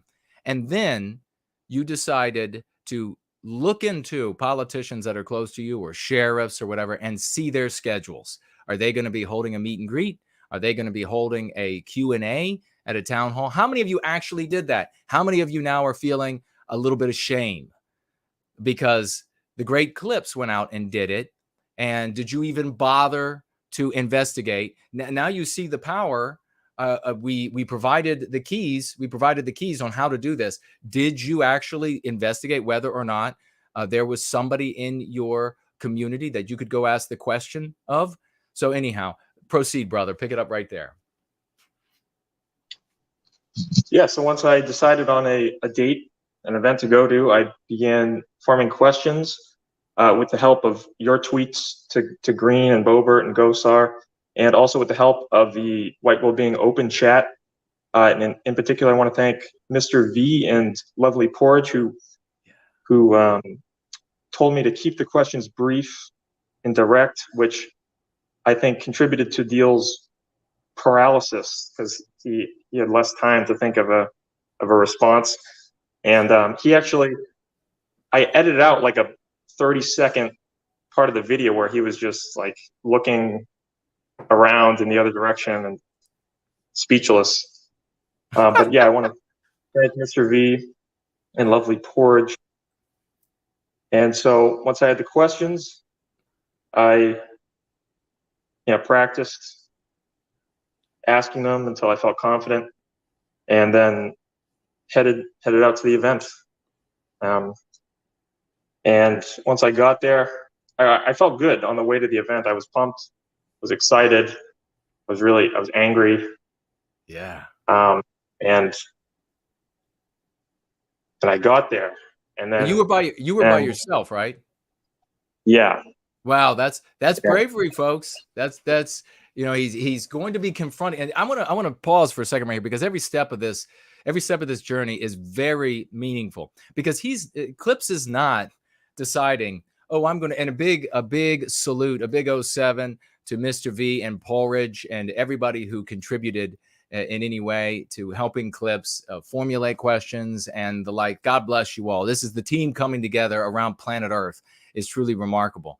And Clips is not going out to, at this moment, he's thinking, okay, I'm going to go do this. And he has other heroes of the West coming together and giving some advice. And so he's preparing at home to ask these pithy questions so that he can just say them and spit them out of his mouth and then get those answers on video. He's not going there. I really want everybody to appreciate this. And this is why I'm so disgusted. I mean, I've been furious, actually, at times over the past couple of days at content creators and organization leaders in the white sympathetic sphere. I am paying, by the way, for those of you out there who might be saying, well, how do you know they don't know this is going on? I say bullshit, because I'm paying tons of money to have this on Gab as an advertisement. So it's hit. I mean, I can pull it up right now. I can tell you how many views it's had. So no way out for content creators and organization leaders in the white sympathetic sphere. This has been viewed. That Clips did this. This has been viewed 61,449 times in the United States. I targeted just the United States, so you won't see it if you're in the UK, or Australia, what have you. I targeted the United States because this is American politics. I can in the future make it broader, but the bottom line is over 60,000 people have seen this on Gab. So the odds that your favorite, your content creator, Doom's documenter, whatever it might be out there, doesn't know what this is total horse shit. They know exactly what this is. And they know, just like we know, and this is what's been really irritating the shit out of me, they know that when somebody in the white sympathetic sphere decides that they're going to go confront a regime personality, that they, with a question that is heretical to anti-whiteism, that this is like living in Christian Europe at the height of Rome's power over Christian Europe, and then saying, like, should we, is Jesus actually real? I mean, could you imagine going to like a cardinal and saying something this heretical at the height, maybe in Spain during the Inquisition? Could you say that? That's what it's like to, it's even worse today in the West to contradict anti-whiteism. It's even though you're going to the Republicans, we all know that they're clearly just as anti-white. So the kind of courage you have to gin up to be able to do this, and the entire time you're getting allies, you're getting other champions to come around to give you tips to talk. The more you talk about it, the more you're thinking about, the more the seconds and minutes are passing by that you're thinking about, wow, I'm really going to, and it's something serious. It's not like one of these people dressed in a little froggy costume going up and asking something snarky that can just walk away and say, oh, I'm just joking. I'm just having a bit of fun. No, there's no excuse to get out of this. When you approach somebody in the system and you say, what about white people? Boy, you have done it. You're not going to be able to say, oh, it was just a joke. I'm sorry. Take the cuffs off. I'm sorry. Let me have my job back. It was just a joke. You're not going to be able to say it because they're going to say, oh, no, you have just shown concern for the devil in the anti-white narrative, for the most evil thing in the anti-white narrative. That takes a shit ton of courage. And you all know it's true because the moment you thought about potentially doing this, you got shivers up your spine. This is a huge thing to say this, to go out and contradict the anti-white narrative with concern for the greatest evil in that narrative. That reaches down into everyone's lives in a way that the Inquisition in Spain and Christianity could not. Anti-whiteism comes into your life over the radio, over all the music you listen to, over every TV show that you watch. You learn from birth to death, just all through your life, every second, about the anti-white narrative, about anti-white morality, what is immoral, what is moral. And we see incessantly around us the victimization of those who are heretical to that so-called morality. Lives ruined, totally ostracized, jobs you're not able to work in anymore. It's a punishment, a victimization worse than death, because death, it's just over. This you have to live with until you kill yourself, their victimization, or you survive through everything they endeavor to do to you. So now I ask you, what do you think of these content creators out there? Places like VDare, who won't have jack shit to say about this, but can get $2 million from a person of another race and then go out and buy a castle with it. What do you think about those folks now? Are you going to keep reading? Are you going to keep giving them your money? Are you going to keep supporting? What do you think about American Renaissance now? Supporting Zionists and not a word about this. No, you know what? Victimizing me over the course of my life, pushing back against this stuff, I have to say, was one thing. I never realized how much more angry I would be at the victimization of people who are good folks, champions, extraordinary folks, taking up the method that works and then actually implementing it in their lives and making a difference for all of us. And then these sucking scum losers ignoring their efforts and talking, even in some cases, as I say, talking about what happened and then just doing everything they can to not say anything about the guy that did it, to not say anything about our community. Absolutely disgraceful. So let that message reach all these people. Let that message reach all of them. I don't give a shit what they think about. They've turned their backs on us long enough. God, it's so disgusting. So it pisses me off. So this step right here was enormous. This step was absolutely colossal, what Clips did here. This whole planning. And then, he's talking about, he's like, and then I got into the car and I drove toward the event. That's like planning to go do something totally illegal that might get you killed. That's what it's like. That's the concern there for a thinking person. I'm not talking about somebody who is, just immature and puerile, and they are unable, because of their low IQ, to think about the ramifications. These are folks who know the ramifications. So Clips and everybody involved, but obviously particularly Clips here, has to be on our shoulders, has to be lauded, has to be respected for doing this and being the first one. He broke the mold. He broke the mold. So big salute. So brother, interrupted you. You're in the car. You're on your way to this event, and then pick up the story there. Yeah, so I'm feeling good on the way to the event, and then I get in the parking lot, and I instantly feel nervous at the thought of entering the restaurant at which this event was taking place. I was thinking, okay, how do I approach Geoff Diehl? I have the question, but how do I get him to take a video with me? Right. And so, but then I think, okay, don't overthink it. Just go in. And so I went in the place, and it was packed, even though I was half an hour early. It's packed. Dozens of supporters. There was a couple campaign staff members. There were journalists and cameramen. I guess it was going to be it's going to be televised event. Wow.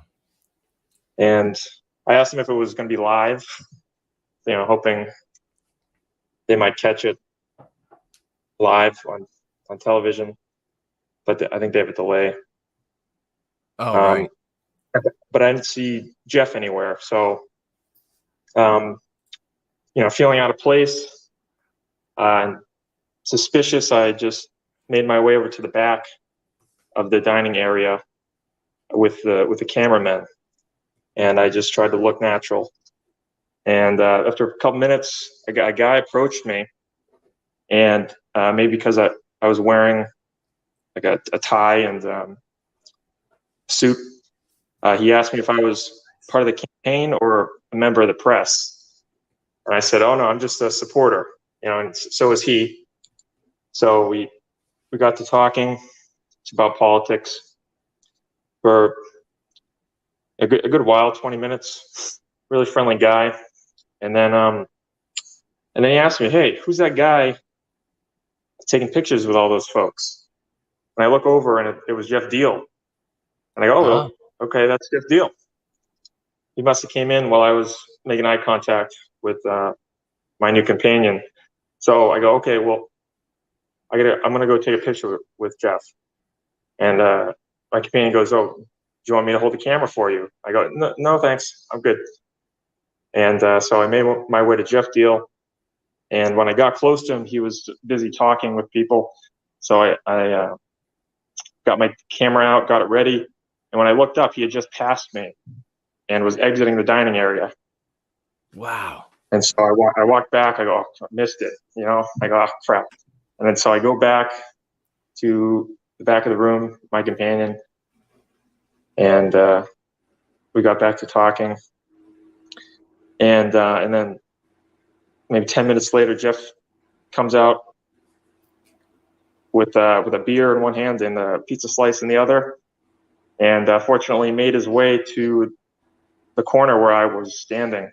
Oh. And he started a conversation with a journalist he knew, and I just waited, bided my time until he eventually made his way over to my companion and I and a couple people around us. He started a conversation, and I made sure to make myself a part of it, budge in, make eye contact. Nice.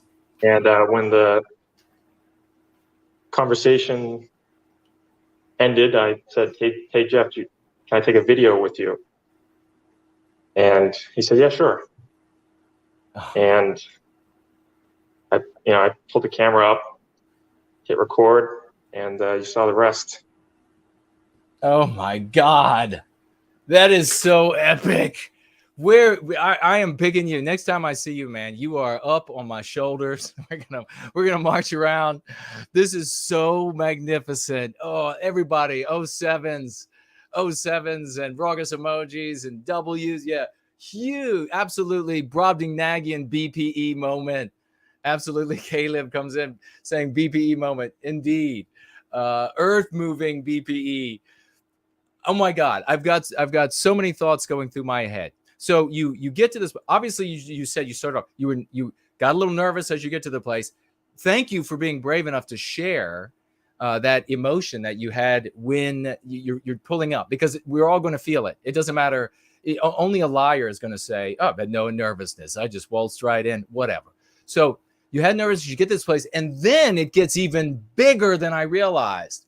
I don't know if anybody else realized this.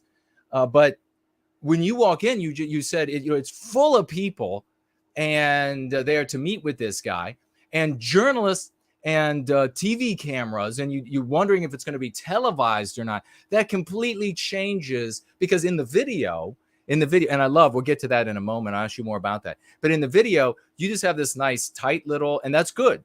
You have this nice tight little shot of Diehl, and you can see a couple people off to the side. You beautifully blurred them out. We could talk about that as well. And Fornell's right, major BPE, absolutely. So it just looks like it's kind of like this little cozy event, but really it's full of people, and there are cameras. And what does that mean for everyone who, if you're wondering about whether or not you could think about this, visualize this. Well, what it means is, what's this guy going to do, right? Again, I want you to think about the organizations and content creators who aren't saying anything about this, or who are mention it but not mentioning Clips and this community. Clips doesn't know. None of us know if when and this is going to go through his mind, because I can tell you, I met Clips. He's a super bright guy. So he's going to be able to do the calculation. Is this guy going to like freak out? And then all these television cameras, all of these regular cameras, they all start just going, right? The flashes are going off. That, my God, yelling at Clips. How dare you ask me about, white people, X, Y, or Z? I mean, you did hear the girl, and we're going to ask Clips about the girl in a moment, where she says, oh my God, yeah, how dare you? It's totally inappropriate. What if his response, and what if she had screamed? That could have happened. So all of this is going through Clip's mind as a possibility when he goes in there. I love, brother, that you got you got yourself dressed up in a suit and a tie, so you looked professional. You didn't go in there looking like a slob. That was perfect, just excellent. I love it. You went in there looking professional because you are professional. You went in there looking like the man because you are the man. And so he goes and he sees all of this. And let me ask you, as I'm bringing your mind back to that first moment of going in, and you see the people across the back, is there anything else that you want to share about those moments? I know you said you didn't see Geoff at first, but you saw the reporters. What were there? Did you see a lot of campaign people, or did you see was it more males than females, or are there any other pieces of info that you can give us about when you first got in there? Yes. There were a lot of volunteers for his campaign, a good mix of younger people and older people, families were there. Oh, cool. Yeah, so a bunch of how many people do you think, just if you were to just guess, really average, how many folks would you say approximately? Probably 80, around 80 people.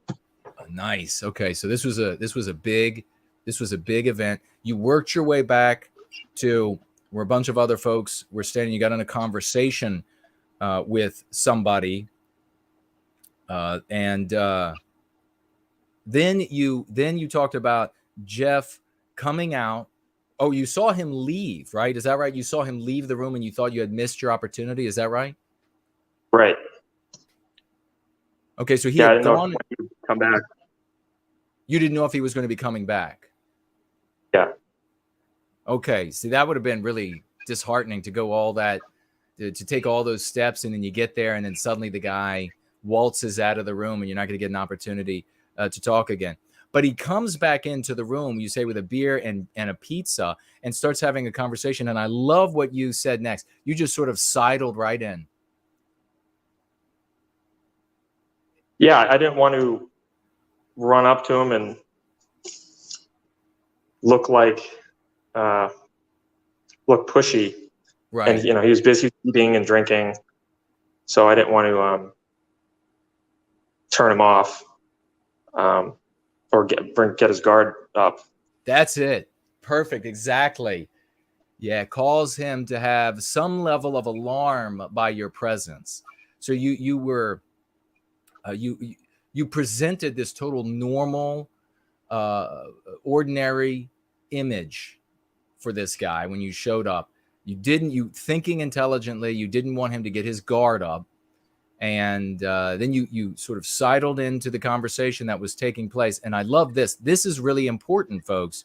If you're thinking about doing these sorts of things, this entire process, very important, because Clips, think about it. He didn't have a bunch of attempts and failures. He went out and aced it just from the go. When does that happen, right? So he sidles into a conversation looking completely normal, not alarming the person running for office, Geoff Diehl in this case. And then when he gets his opportunity, he says, "Can I take a video with you?" And tell us about that. You just say that at a pause in the conversation, you say, "Can I take a video with you?" And what did he say? What was his response? He said, "Yeah, sure." And I put the phone up and hit record, and then I started talking to him, and he was confused because he must have thought I meant a picture. So he says, "Oh, video, can you start that again?" I go, "Oh, yeah, sure." And so I started the video again, and then I asked him, you know, "Are you going to speak out against anti-whiteism as governor?" Yes. It is so epic. It is so epic. This is so, I'm telling you what, we're gonna have to do something really special for Clips, folks. So that's what the cool kids, as Fernald says, the cool kids call him Clips. And that's what, so we're gonna have to do something special, brother. But so saying, he just holds the phone up and says, "Can I take a video with you?" And the guy's like, "Yeah, take a video with me." You look completely innocuous. You don't look like, I'm not alarmed by you. You haven't run up to me. You don't have like a crazed look on your face. You don't have like a snarky look on your face, like you're going to be insulting me or something. So the guy's like, "Sure.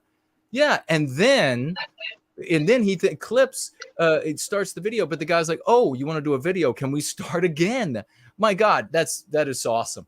So he says, Clips is like, "Yeah, I'll start again." And then that first question, my God, that was earth shattering to say, "Are you going to oppose anti-whiteism?" And you can see, thank God you were videotaping. You can see on his face that he instantly knows what that means. He instantly knows what anti-whiteism means. But then he thinks, "Oh God," you can see the looks on his face as the thoughts are going. What am I going to be able to say to this? And like you said, I think that there was some silence you had to cut out there as he's thinking. And then he plays dumb. Tell us about that.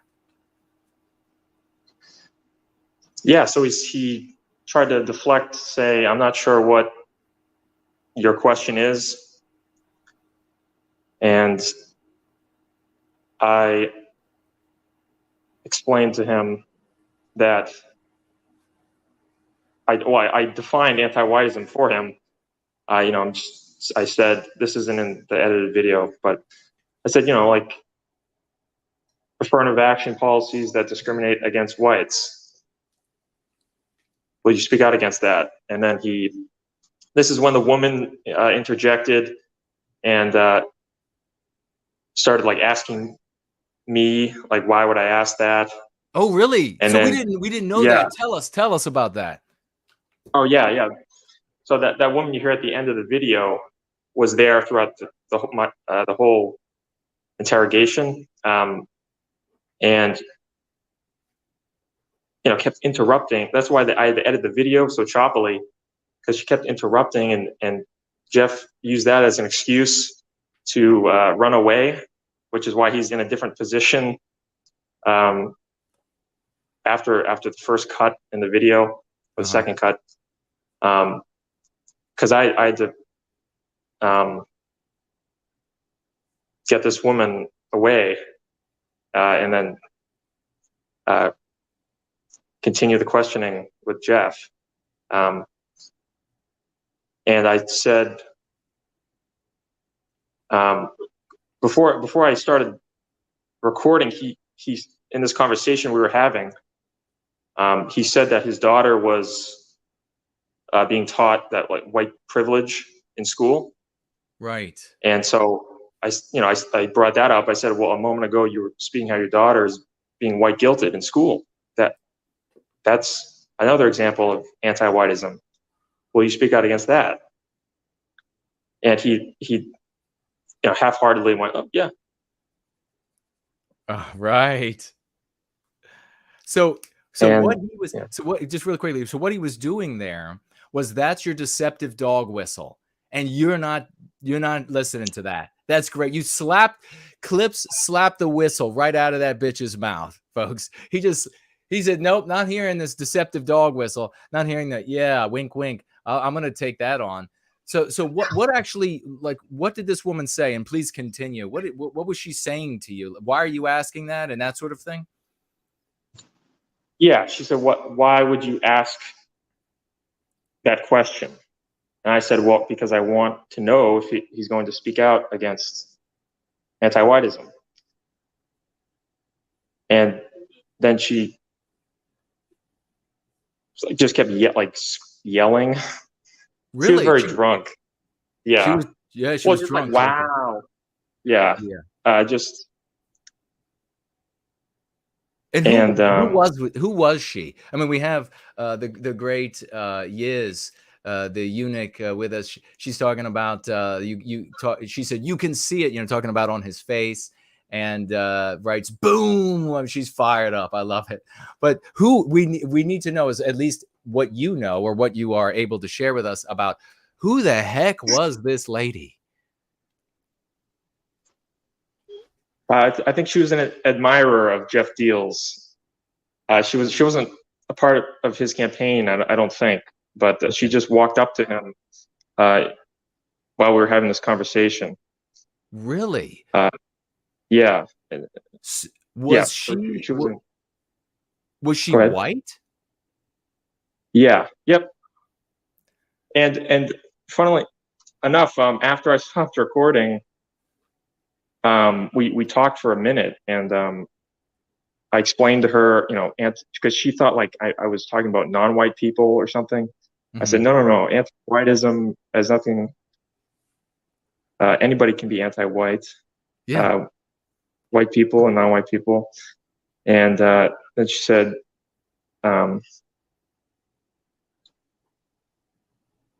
that you shouldn't see race or whatever. And I said, well, we're being that because of our race, so we should defend ourselves as a race. And then she agreed with me, basically.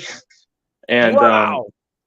But then she just said, oh, well, you shouldn't have framed the question that way. You should have said like, how do you feel about white people being discriminated against? So she gave me advice on how to do this in the future. Oh, right. Yeah, so it was weird. This woman, so you are essentially, so obviously she's wrong and you are right, and you're changing her opinion in this conversation. This got even more epic than I realized, because Clips is like converting this totally shocked anti-white woman and her response. Now, this was not his wife. You think it was just a campaign supporter? Were they close? Did it seem like maybe this was a woman that he knew a little better than he lets on, or no? No, because I heard this woman introduce herself to Geoff. Oh, okay. Yeah. Gotcha. I don't think they knew each other. Okay, so she had interrupted. He had turned away. He comes back, and that's why his position is a little bit different in the video that we've all seen. Pick it up from there, brother. Yeah, and he was chewing while I was asking him these questions, and at the end there, when he said, "Oh, this is inappropriate," this line of questioning, he like drools. Yes. Drool comes out of his mouth. Yeah, that was really gross. I saw that. I'm like, this guy is. He's just falling apart. Yeah. Think about that. I mean, folks, this is so. This really is something much more significant than what you can see on the surface. There's so much. This whole interaction, everything, and I'll talk more about it after we let you go, folks. But clips, but and talk more to everybody, the folks, about this. But we have here a visceral response in the this politician being asked about white people. I mean, to have such a fear-induced visceral response that food and drool comes out of your mouth, that's really telling.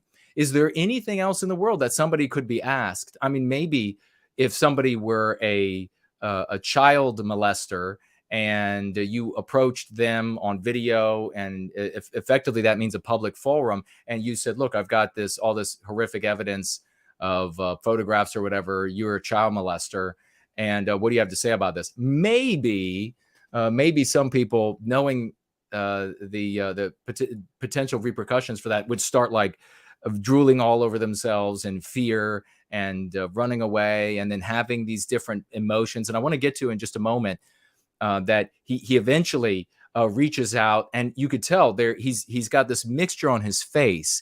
And I'm sure Yiz knows exactly what I'm talking about, because she's looking sharp at his face. That is this mixture of surprise, of just abject fear, and of anger. And then he ends up swatting you on the shoulder. But before that, he's got like this visceral fear, and he's got food coming out of his mouth. What was that like for you? Or was it happening all so quickly that you didn't really have a chance to really process that, oh my gosh, this grown man is coming unglued at these very basic questions like, do you care? When you said you care about white people, I like leapt out of my seat when I saw that. It was the coolest thing ever. But anyhow, what was it like when you saw him coming unglued about this? Oh, I couldn't be happier. I mean, it couldn't have gone better for us or worse for him. It was amazing, and I was so excited that he was, so dumbfounded by these questions. And I eventually said, that's enough, and I put the camera down. But after that, I began asking everyone around him if they knew what anti-whiteism was, loudly. And that is hilarious. One guy, my companion, who I'd been speaking with for the past hour, spoke up, and he told us a story of how, in the military, he saw non-whites and women get promotions for positions for which they weren't qualified, and that lady who was agreeing with me about anti-whiteism, we were laughing together, and meanwhile Geoff Diehl's like 5 feet away.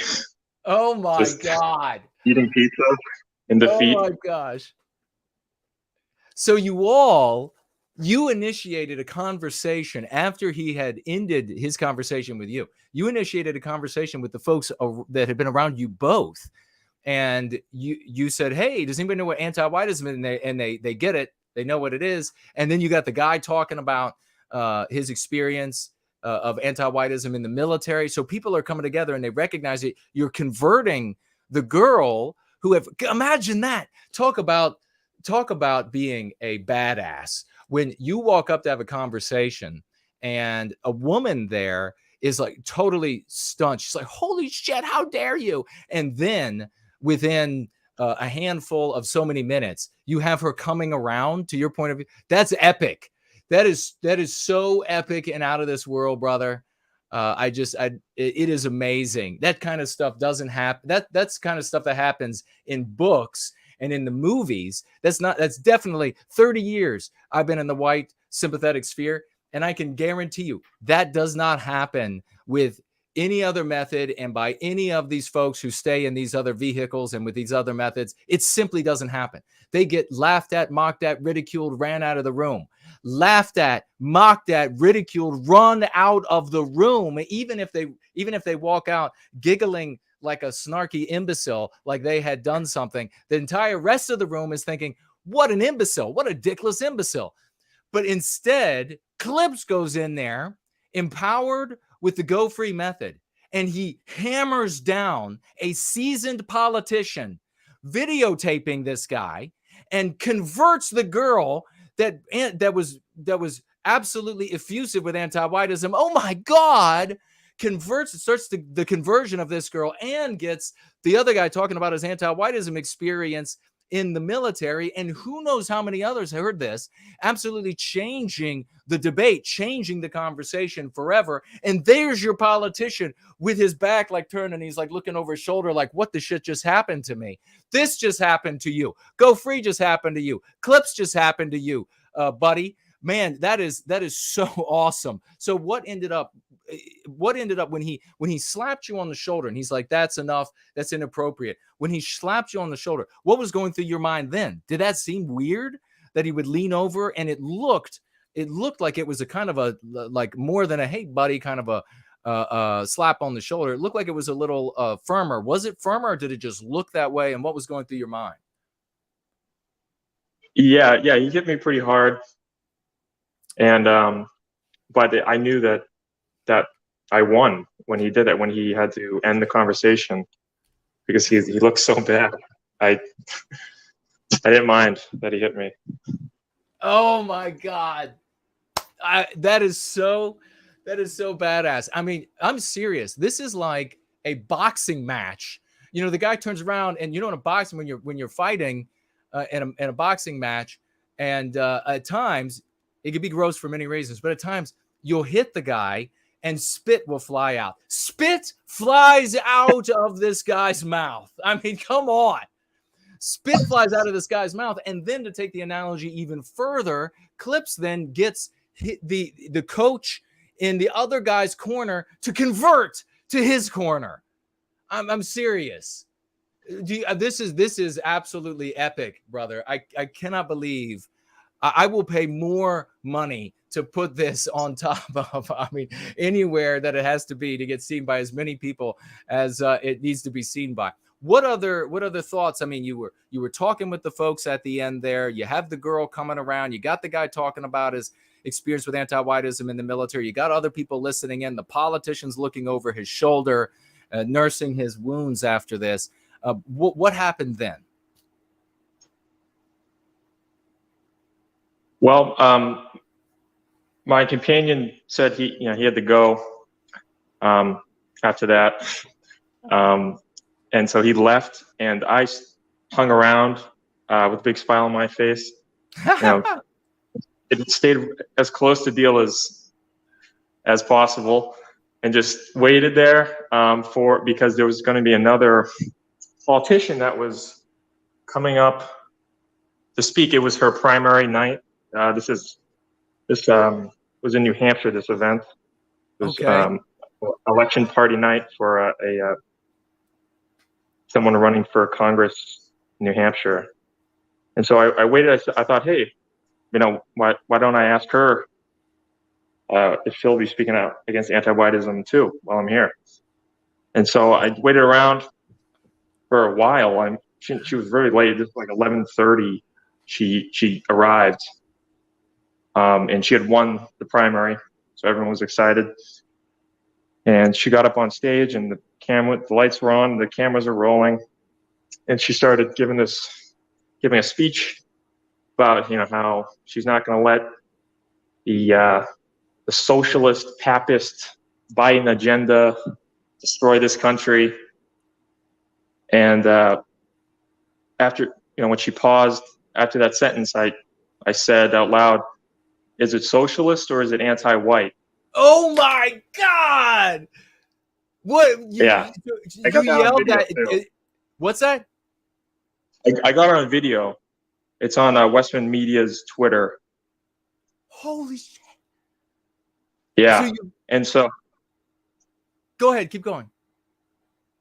Oh yeah, and so it got like 2 boos, and the room was dead silent. And then she continued with her speech, frazzled. And then 2 guys came up to me and, who are you?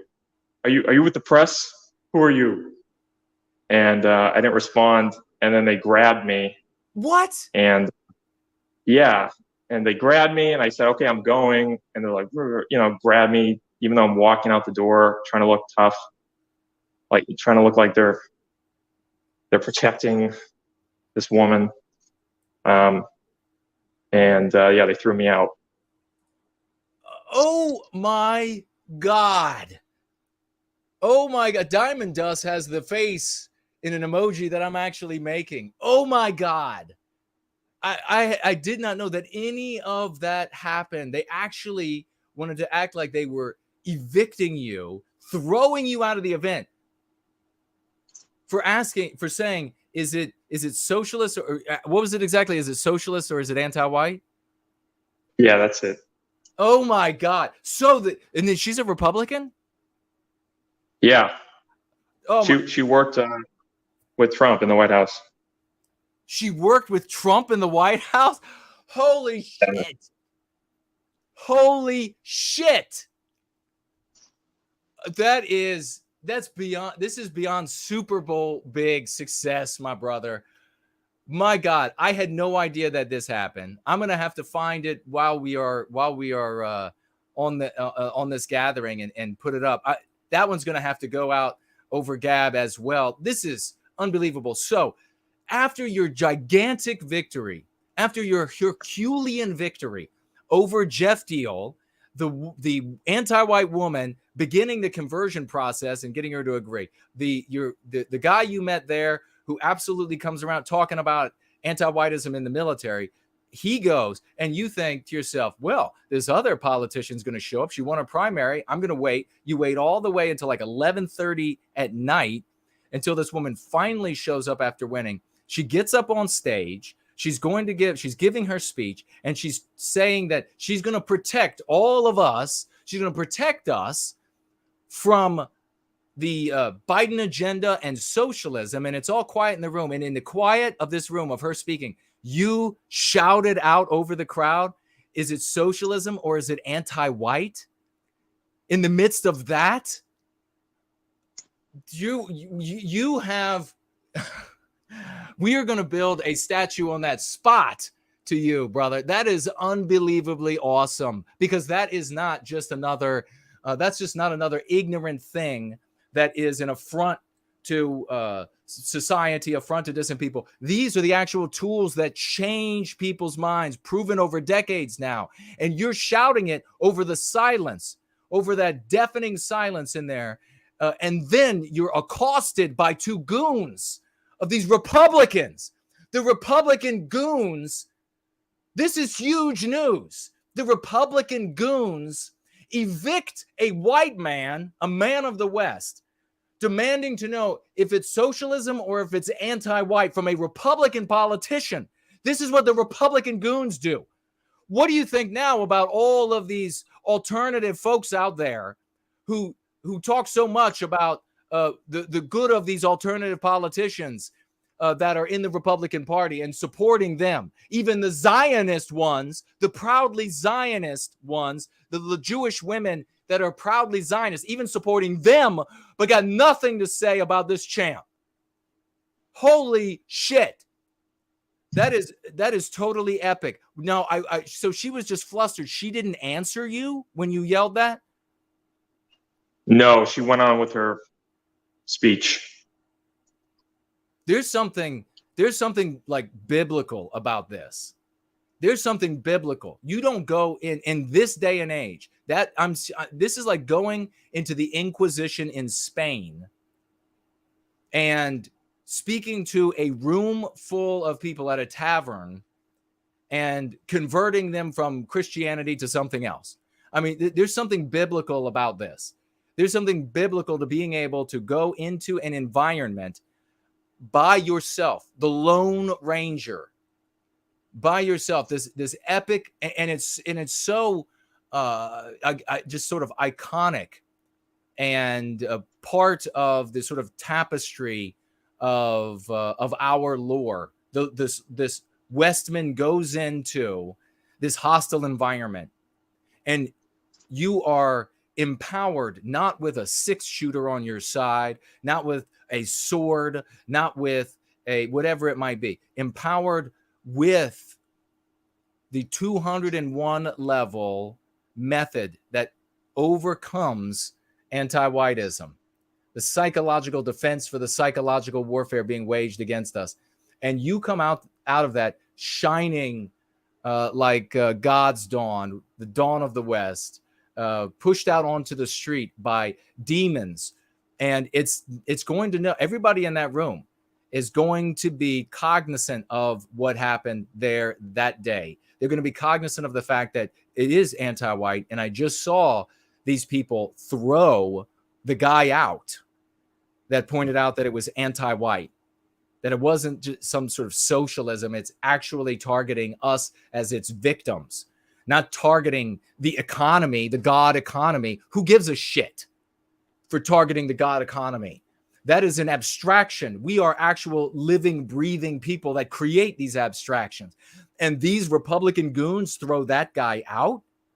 That's going to be cognizant. Now, I want y'all to think about, if it hadn't have been Clips there, this gleaming, and in my mind, I'm like seeing Clips as like this, knight in like shimmering armor in the midst of this.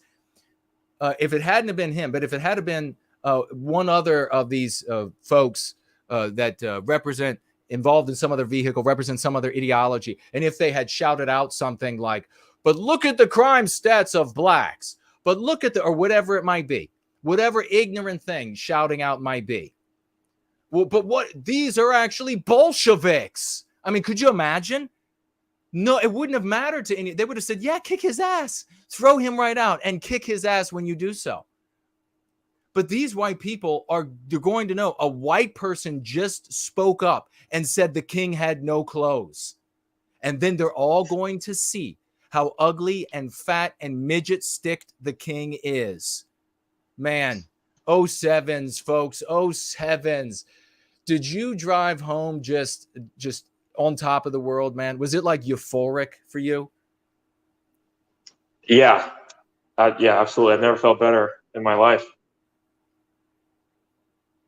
Couldn't have gone better. Never felt better in your life. Folks, Clips has blazed the trail. He has blazed the trail. And we all need to follow. Brother, thank you so much. Thank you so much for your service to white well-being. Thank you so much for your bravery. Thank you so much for your integrity. God, thank you for having such a strong spirit of the West inside of you, moving you, speaking to you, animating you. You are a true icon, and we need to be emulating you and your bravery. What are your final thoughts before we let you go here today? And just another salute for you. Thank you so much. Well, thank you, Jason, for the kind words, and thank you for laying out the plan, telling us what to do and how to do it, and motivating us to take action. I wouldn't have done this if you weren't so passionate and righteous in your speech. And thank you to everyone who helped me make questions. And thanks to everyone who congratulated me. It feels wonderful, and I hope to do the same to you when you go out and ask these questions. Brother, you are the absolute best, man. God bless you, and we will continue to sing your praises. I'm going to look up that other clip. Actually, if somebody could send me the clip over Twitter and like a private message or something, so make it easy for me to grab. And God bless you again, man. And we will have you back on here real soon. All right. All right. Bye-bye. All right. Bye-bye. Exactly what people think, and this is extremely dangerous to our democracy.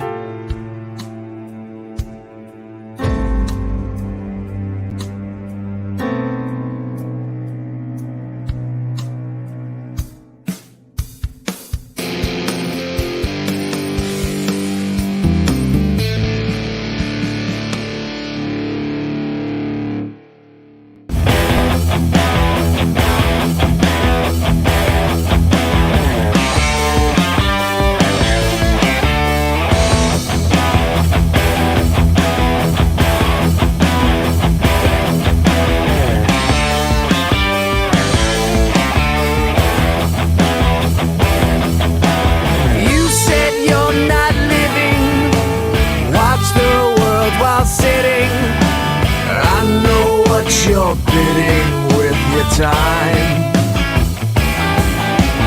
Get out your pity, I know a better place. I won't leave you half the way.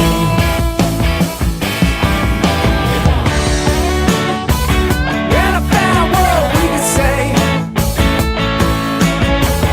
go and tell the sun it fades. Oh, I know why.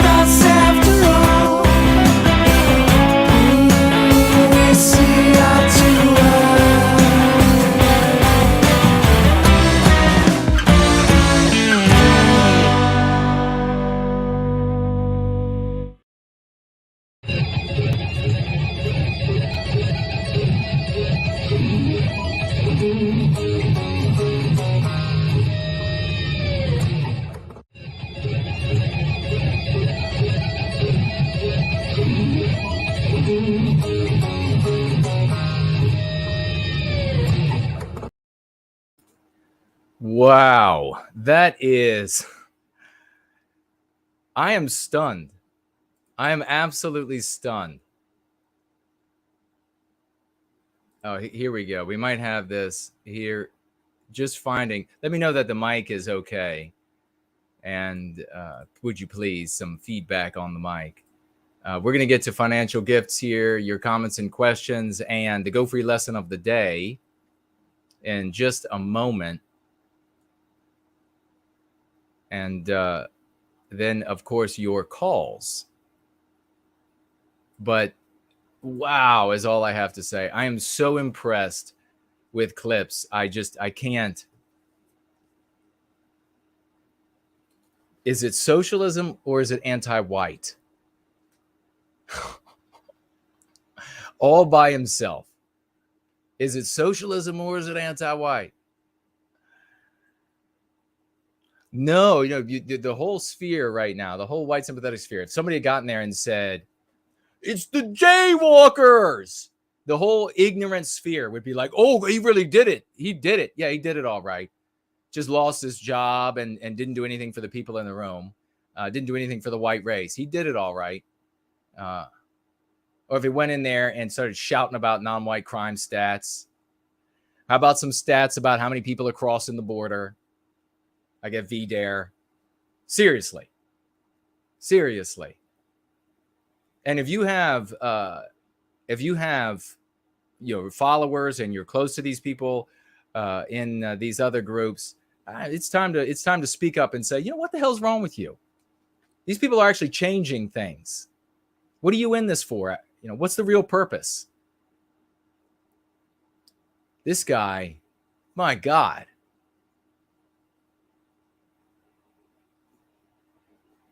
All right. Oh, Nathaniel says, I sent you the other clips did on Twitter. I think that's what I just grabbed. Thank you, good sir. I appreciate it. Brandt's taking off. Great to see you, good brother. And we will talk soon. All right, let me take a look at these financial gifts. We have, wow, get on your feet, ladies and gentlemen. Get on your feet. 07s out. Raucous emojis for the great Mrs. Jess Horse. It's always like the same champions. Those are the people that are actually going to get statues. Are the same champs again and again and again. Mrs. Jess Horse financially gifting $100 US. 100 with 9 children. What is your excuse? She got nine kids, got them all, inoculating them all with the Go Free method. $100 financial gift. What a champ. She says, amazing work, very courageous, awesome.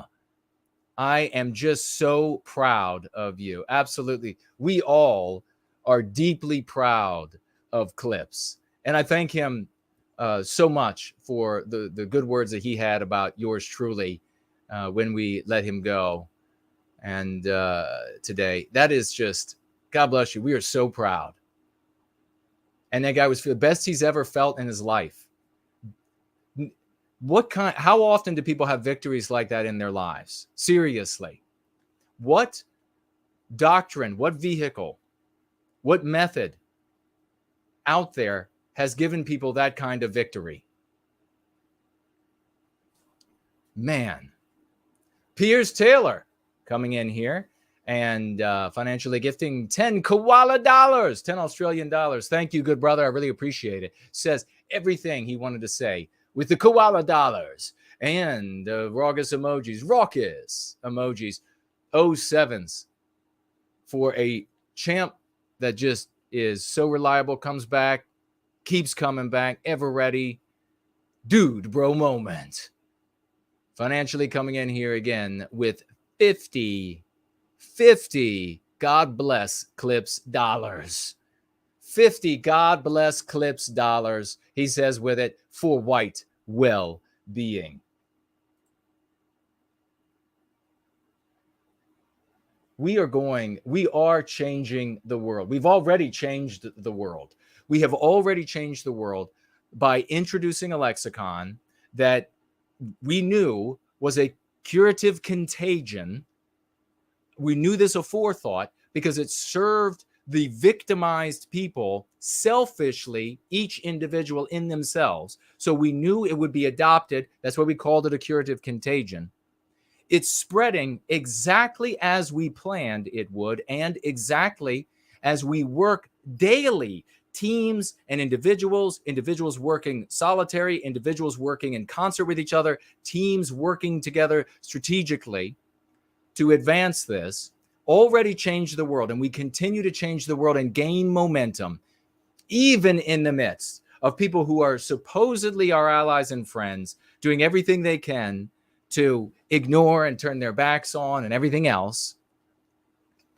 We continue to have the success. And even against that great force out there, the anti-whites, who with their anti-whiteism have defeated Western kind and Western civilization, we are pushing it all back at the same time. This is like, it's almost like professional wrestling, where like it's so fake. Somebody's like, they're dying and they're having a heart attack and they have to come out with a defibrillator, and then all of a sudden the guy's like in great shape and he's beating up 3 other. I mean, this is like the comeback in a story, in a movie, in a TV show that is so impossible, or at least improbable, that it doesn't happen. And we are doing it. We are doing it. And of course, the anti-whites aren't saying anything about it. Of course they're not. They're in disarray. They're hoping, well, look, just don't send the alerts out for when this guy streams. Just don't let anybody know about this community. And then we don't have to worry about them. Their race is so sick already that all they can do is be snarky and look at crime stats and play the villain. That's all they can see is legit. They can't hear reason and evidence anymore.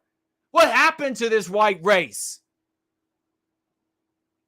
We thought it was worthy of conquering it, said the anti-whites of all races. We thought it was worthy.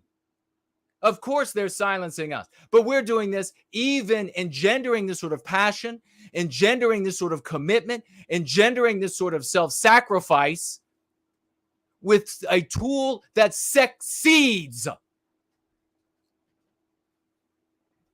I am so impressed with none of us have done this before. None of us have done anything like that before. None of us have gone into a scenario as hostile as that and transformed the ideas and the people there. None of us have gone into an environment like that and flipped a politician on his head. None of us have gone into an environment like that and had the people around you coming to thoughts that they will be able to take with them and selfishly employ in their lives that will actually change the way they view what's happening in our environment. It does no good to get somebody, some silver-tongued, facile-speaking individual in there and say, well, let me tell you about the X, Y, or Z, about all of how this is wrong. And then have somebody say, I think you might have a point there. That does nothing at the end of the day.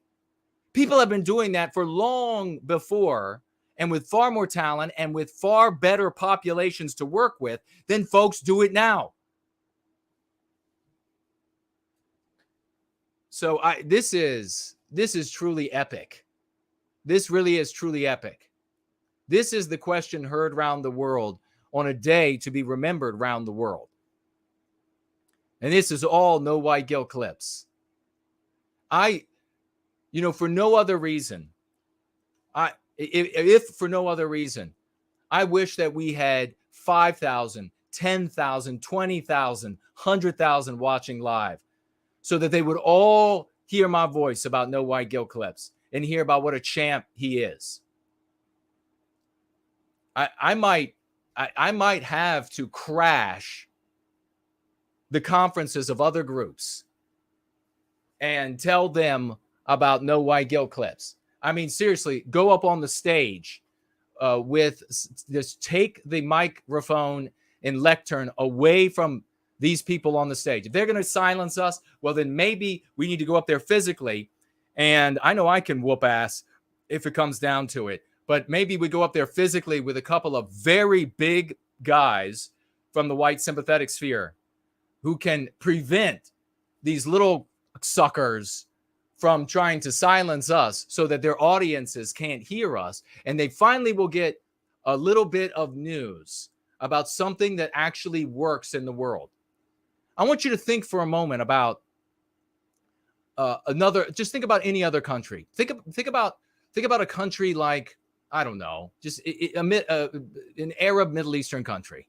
And you have a group there that's resisting, say, oppression of some sort. And there are other groups that claim to want to resist the oppression, but all they do is get in the way of the group that's having the success. What do you think Arab males would do about that? I think they would be men about it. I think the women in that actual resistance group would be real women. They wouldn't just be females, they would be women. They would burn down these other groups, maybe literally. So I don't want to hear from any white females in the white positive sphere. Jason's being too hard, females of either sex. Jason's being too hard on these other groups. You know what? Them and you. If that's your opinion, get out. Because I've been putting up with this for 2 decades. And I'm not going to watch for a minute champions like Clips being ignored. Oh, no. It was one thing when it was hurting me. It was one thing when it was ignoring me. It's something else when it's our champions who are really going out there and putting their lives on the line. We just had $25 more come in. $25 more from Promethean Promulgation. An epic hero in service to white well-being. Been here forever.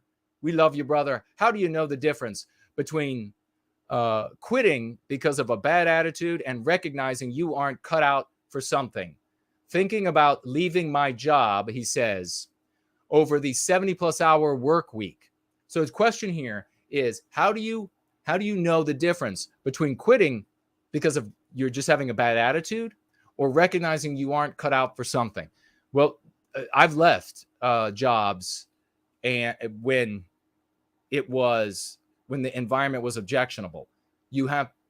My recommendation, evaluate the totality, get out a piece of paper, evaluate the totality to make sure that you aren't having just a bad attitude about what's going on. 70 hours a week, it depends on how you're being compensated, depends on a lot of things, how it's playing out for you in your life. It depends on what's going to happen next when giving those 70 hours now. So evaluate all of that. And if you decide that you're not just having a bad attitude, it's really a bad environment that's not good for you, it's not going anywhere, you're not giving 70 hours a week now for something much better tomorrow, find yourself that next job first. Don't leave without the next job. Find yourself the next job. Use all of your spare time finding the next job. Then once you have the next job, you tell the current employer, got the next job, I can leave now, I can leave in a week. It's up to you. Thank you so much, champ.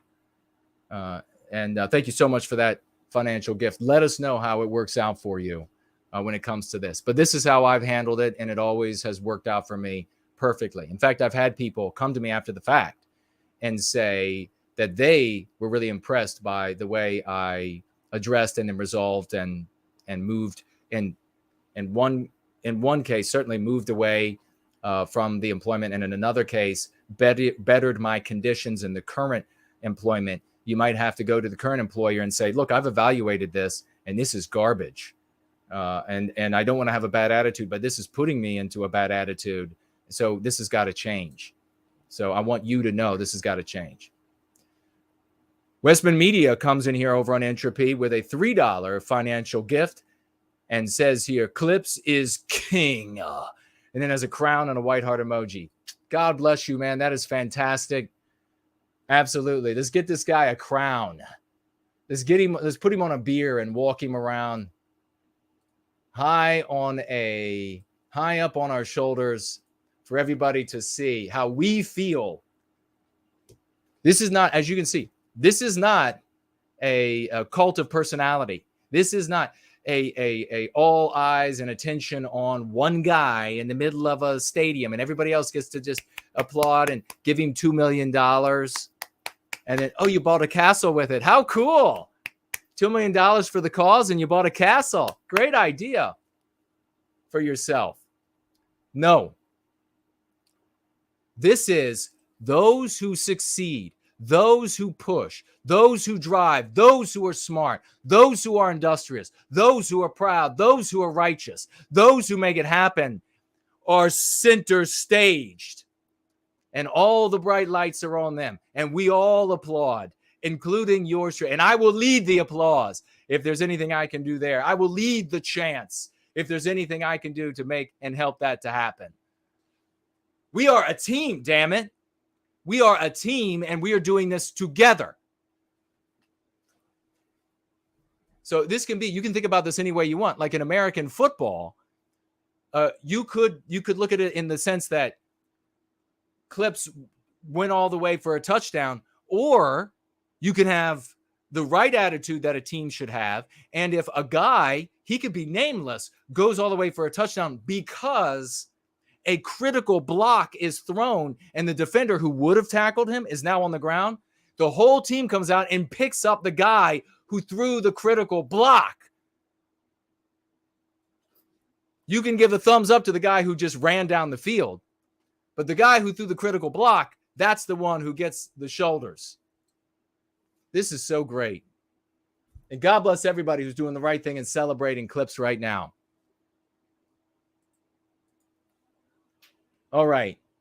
Whoa. Whoa. 07's raucous emojis. For Null himself has shown up with a $50 financial gift. God bless you, brother. And he says with that $50 financial gift, for the next bounty. For the next bounty. So we're going to see. Lawyers, reach out to me. Lawyers. Reach out. Legal aid, reach out. Let's talk. We want to stimulate people to merely ask questions at events. And we have the great Fornall stepping up to help with this. And we want to, but we want to do it legally. We want to do it legally. And something I wanted to point out that Ladybug mentioned was that it's a good thing for a second reason, an unmentioned reason, but we're going to mention it now, that Clips was videotaping the entire interaction. And here's what I'm going to recommend to everyone, including Clips, for the future, is this. If and when the politician says, okay, enough with the camera, I'm done now, leave it running. Just don't point it at him or her. Leave it running for your defense. Because Ladybug pointed out, a politician can and will very easily, as soon as the recording device is off, immediately claim that you are a harassing, intimidating, or threatening. And if the person is already an office holder, law enforcement will be involved.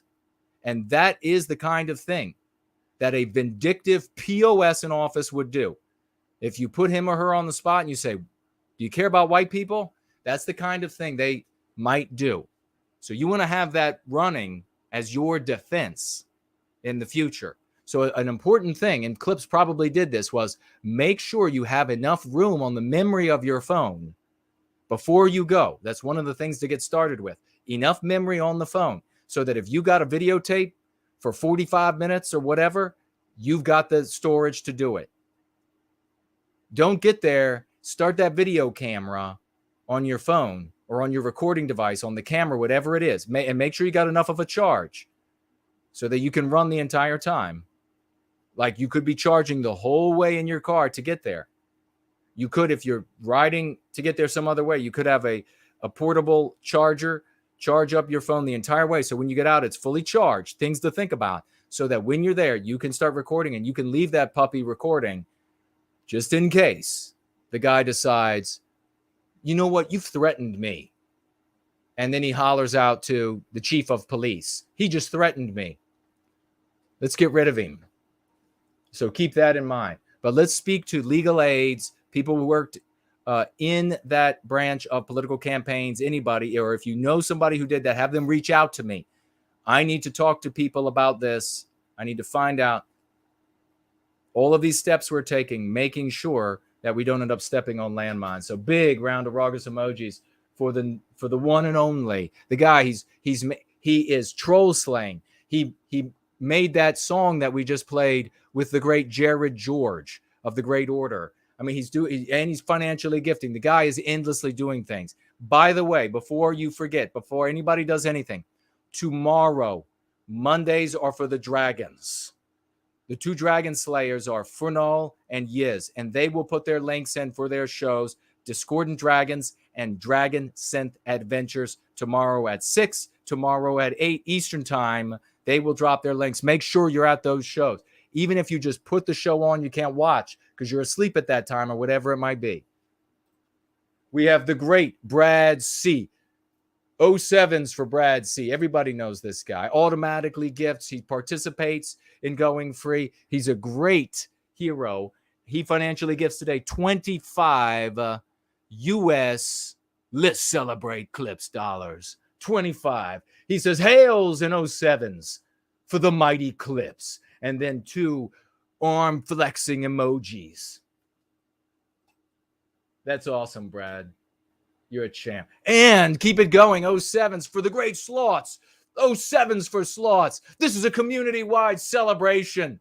$20 financial gift from the great Slots. He says, here's a 20 to advertise NWG Clips work. Thank you so much, brother. You obviously know that that's not cheap to advertise.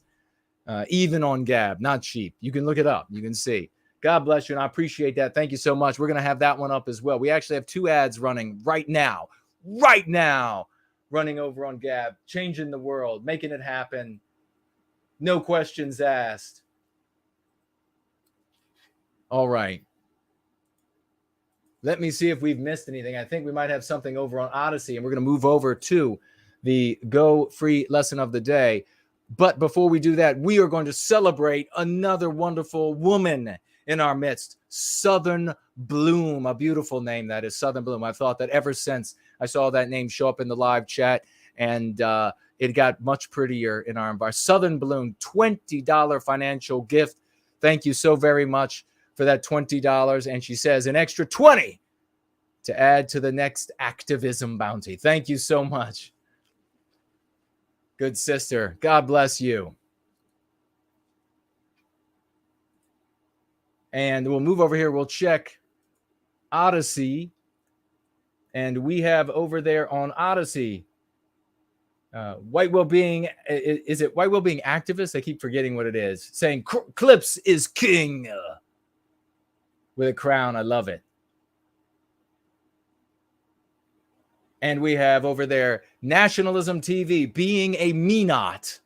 After all of that camaraderie and all of that goodwill that I have shown Nationalism TV, being a me-not. What a shame.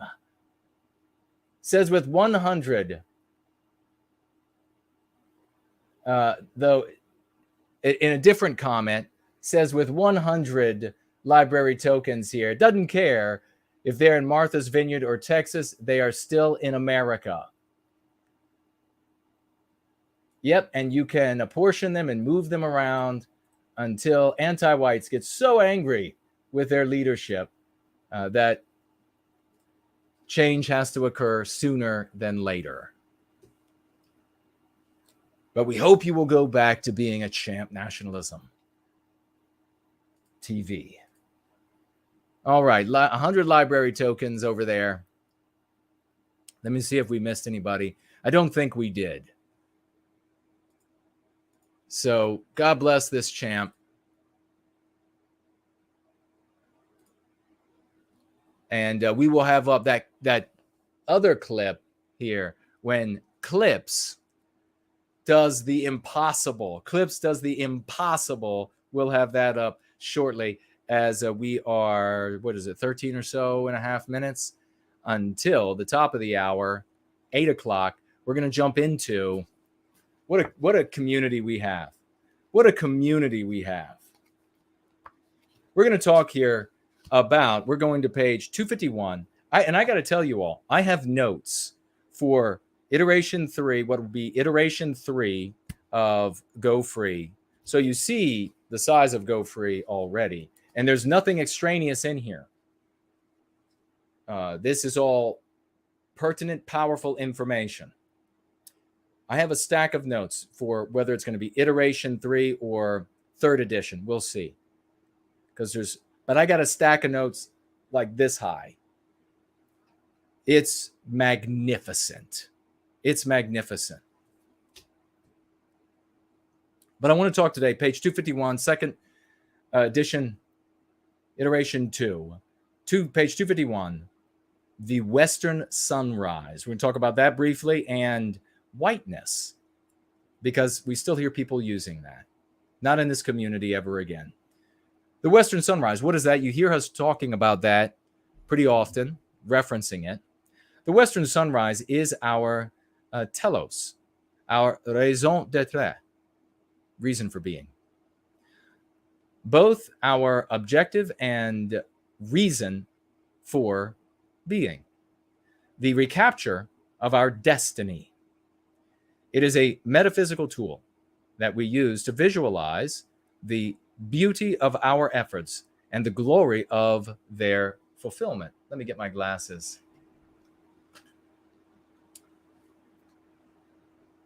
We often speak of moving toward the Western sunrise and willing the sun into the sky in the west.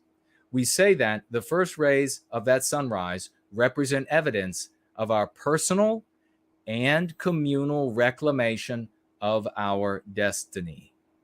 So we had some questions about the Western sunrise, what we mean by that, and now we have some answers. For our community, for the white race indeed, when Clips did what he did and that information spreads, that is another ray of sun piercing that darkness in which we are trapped, with which we are shrouded. And that ray of light comes from a direction that we don't expect it to, and that is our western sky coming over the mountains. How much more of that light made its way into the personal sky of No White Guilt Clips when he did what he did? And would you like that to be your life? Would you like that to be your destiny? Would you like that to be your future? Would you like that to be the way you are remembered? Indeed, if you want to be or are going to be remembered at all. That is the Western sunrise.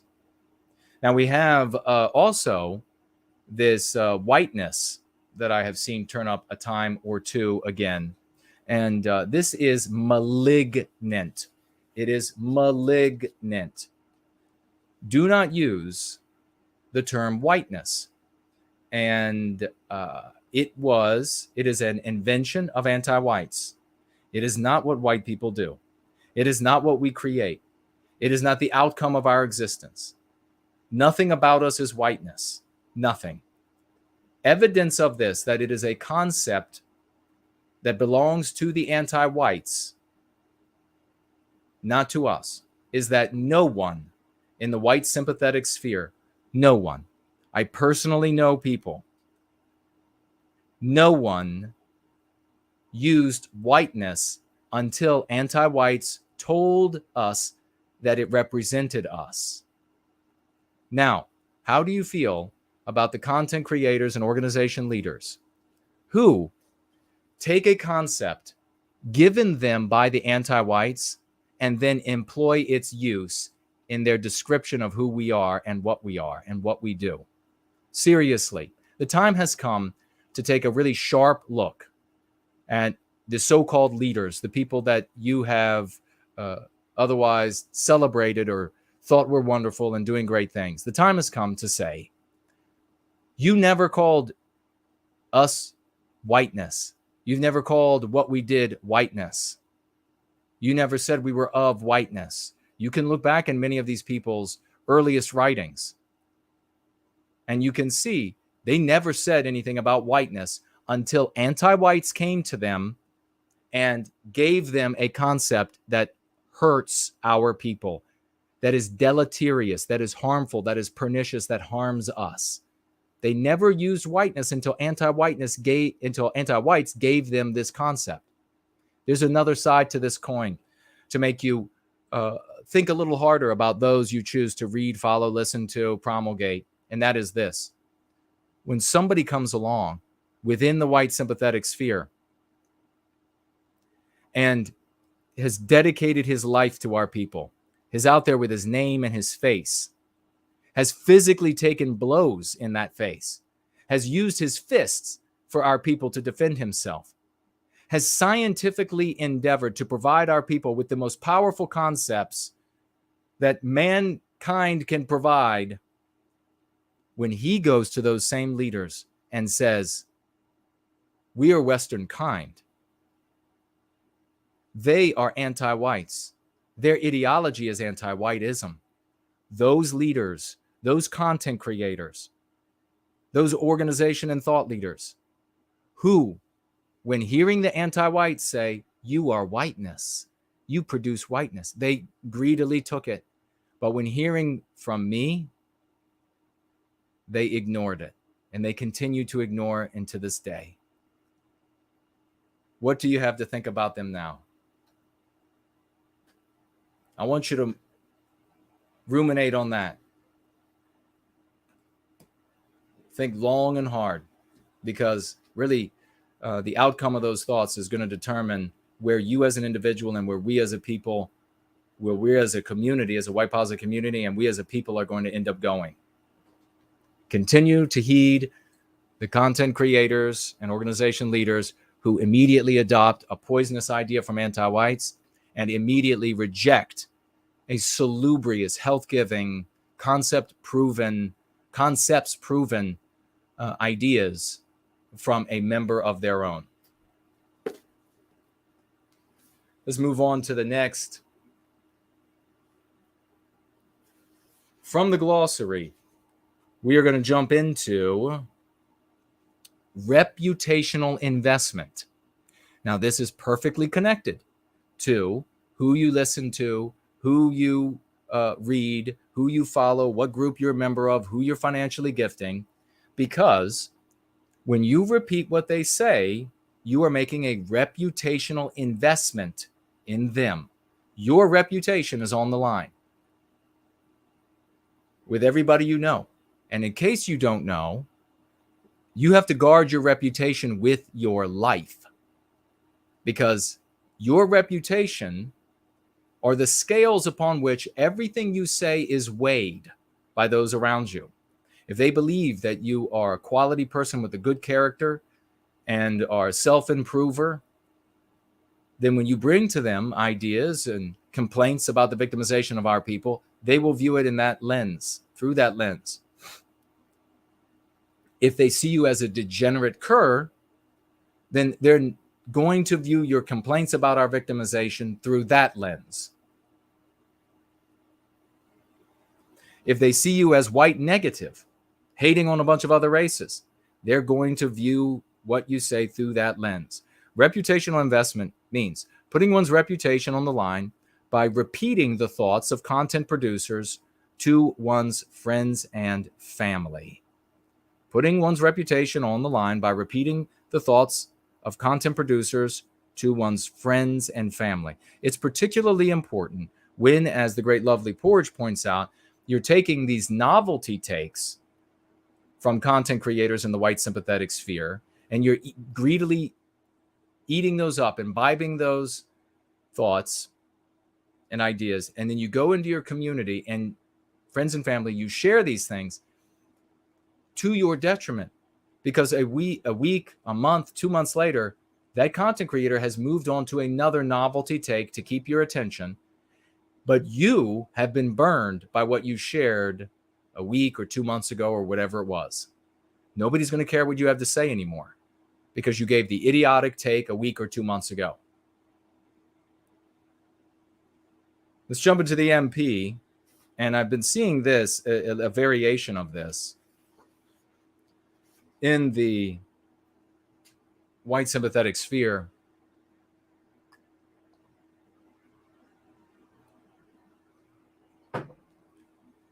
And it is this. The MP on page 231. Whites aren't your people. Now you hear this in various forms. Like, you don't have a people, whites aren't a people, white people is an invention of the people victimizing us. And that's where I hear it inside the white sympathetic sphere. Here's the MC that we recommend, and you can try various forms of this. You deny me a people because you are anti-white. You wouldn't deny any non-white his people. So this is an MC geared toward a radical anti-white who is coming to you with this claim that whites aren't your people. You have no people. You deny me a people because you are anti-white. You wouldn't deny any non-white his people. Now, within the white sympathetic sphere, you're going to find people, especially these, this is a vein in this Christian nationalism boondoggle, and that's what it is, regrettably. Good Christians are not a boondoggle, but Christian nationalism is. It's going to go nowhere, as it always goes nowhere. The fact that it's even coming back now as Christianity dies as the dominant religion of the United States is really something special. But within Christian nationalism and sometimes libertarian atheist circles where they cross over, one of those weird diagrams, you see the argument that white is not a people. The English are a people. The Irish are a people. The Polish are people. This is the type of, and it seems like white people are afflicted with this disease. And I don't see it in non-white people. Maybe it's there, but it's clearly not as rampant. But it's this recourse to the rule book, as though the rule book is the thing that's real rather than the people and the ideas circulating in their heads. Again, I don't see non-white people do it, only white people. We've talked about this quite recently. It's the same thing. It holds true with maps. It holds true with everything. This idea that the simulation is what's real. The real thing is not. The real thing is not valuable. The real thing is not what's true. The simulation is what's true. The dictionary says racist means one thing, and so therefore that's what it means, even though that's not what it means, because where it's actionable is in the minds of the masses. The same thing holds true for the white race. To make this idiotic, and it truly is an idiotic argument, that there is no such thing as the white race or white people, because that was started at some point and therefore is fictitious, is not to realize how dumb you are, because the idea of the English or the Germans is fictitious. It was started somewhere, dumbass. Oh, but they'll say, oh, well, the New World Order or whatever has pushed white people on us. This idea of white people on us. White people recognize what are white people in the world. Just like people in the world, the actionable definition of racist is in their heads. The actionable definition of white people is in the heads of white people. White people all over the world. The average white person, and I'm not talking about some fucking crank who's going to try to draw a line between two groups as things in existence, not just their particular hue of Western civilization or a particular language. We're going to draw a line between like one set of Rottweilers and another set of Rottweilers. I mean, it's the average white person knows that a white person is exactly what we all can identify out in the world all around us without being crankish about it.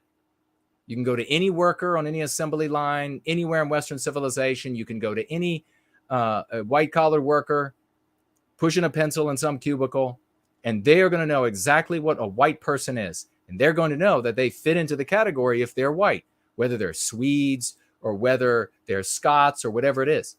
They're also going to know that that's the group that gets victimized. That's the group that it's legally and morally legitimate to victimize, the only one. So when somebody like this comes to you and they make this argument, you don't have to take it, you don't have to go at them as aggressively as you would a radical anti-white, but you do need to say to them, look, no matter what you think, where the white race, the moniker white people came from, no matter what you think about it, the reality is that everyone who's considered white today can be victimized legally and morally. Everyone who is white can be victimized legally and morally across the entire West. Across the entire West, the anti-white narrative is dominant.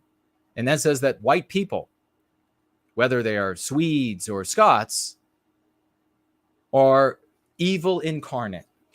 Just like we heard from the anti-white woman at the beginning with her book about racism. And so ultimately, when you pause, when you stop, when you dig in your heels upon something or within an argument so ultimately fictitious, you're being anti-white. You are effectuating an anti-white outcome, because the time is now for us to come together on the basis of our biospirit, overcoming those differences of ethnicity and language, and on the basis of that which we are attacked. Now is the time that we have to come together, and your little trivial bullshit has got to get in the back seat before it's too late. Your little trivial complaint. Because if anything, you are sectarianizing us, making us weaker by trying to say, oh no, it's really only English descended people that they hate. Anglo descended people that they don't hate any of the others, and they don't hate any other white people. And there isn't any white people, by the way. It's all it's Polish, and it's so you want to sectarianize us into all of these disparate groups at a time that we need to be coming together and presenting a single united front.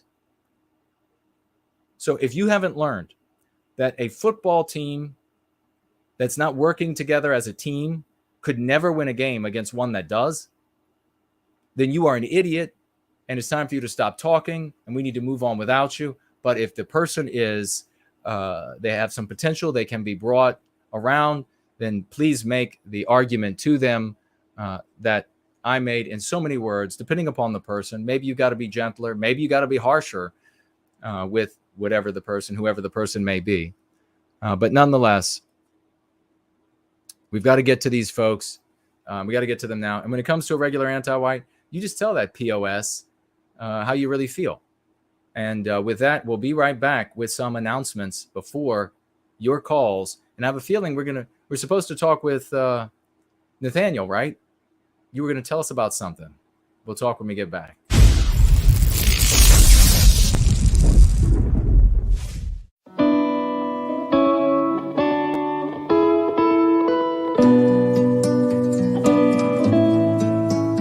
Ooh.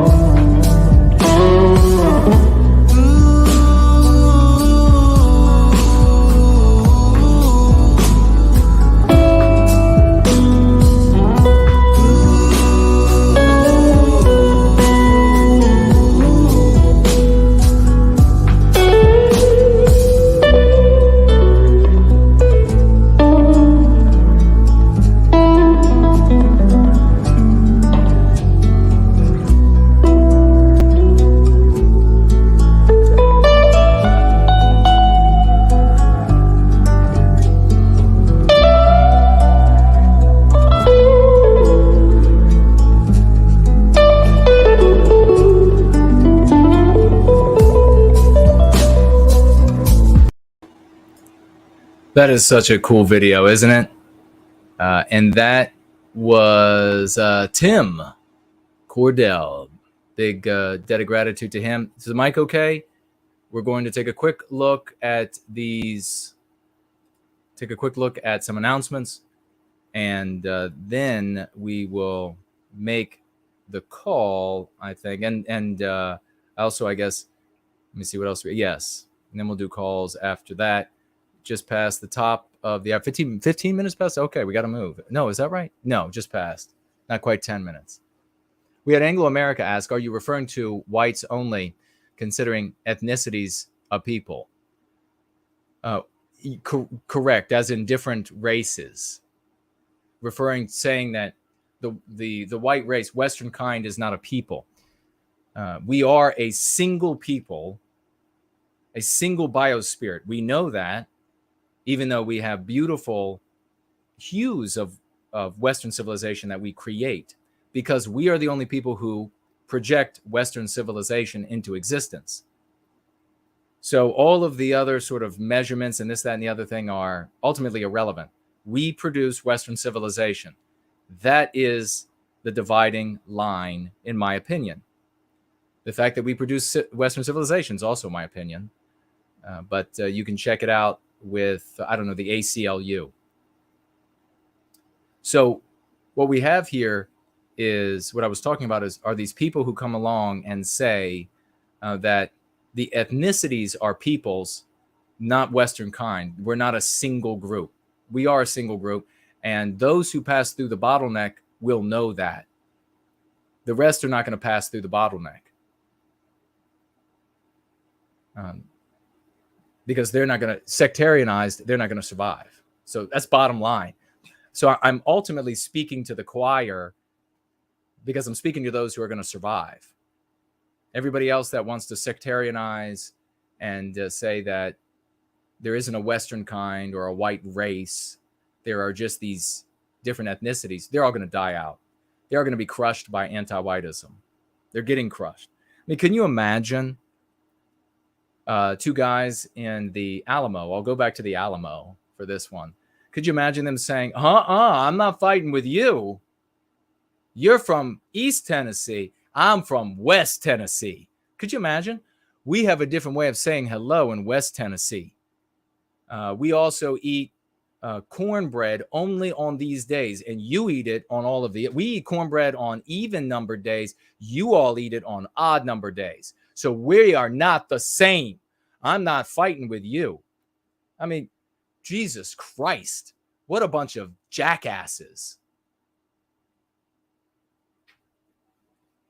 So yes, when we recapture our destiny, and we'll say this more often again, we used to say it more often, but when we recapture our destiny, Southerners are going to be more Southern.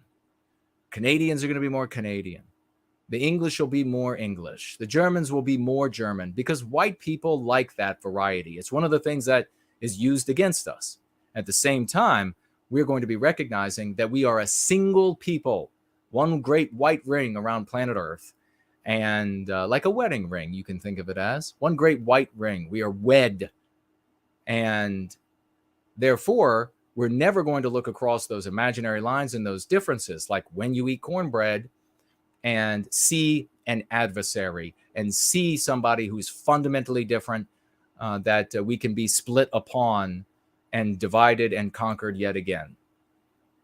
I can't believe I have to make these arguments so many, countless, it seems, times. But thank you. Let's get to some of these announcements. Anglo must have written that before I just answered it. He says, I do think it's important to preserve ethnicities, though. Yeah, without question. And they would be more than preserved. They're going to be magnified. They're going to be deepened. They're going to be multiplied. Yeah, in fact, what today we kind of look at as monolithically, for example, as the English, or monolithically as the South, when we are in charge of our destiny, that will be further, the hues within the greater hue will be further magnified. so that we can celebrate all of those. White people love it. You know it. We like heterogeneity. We like variety.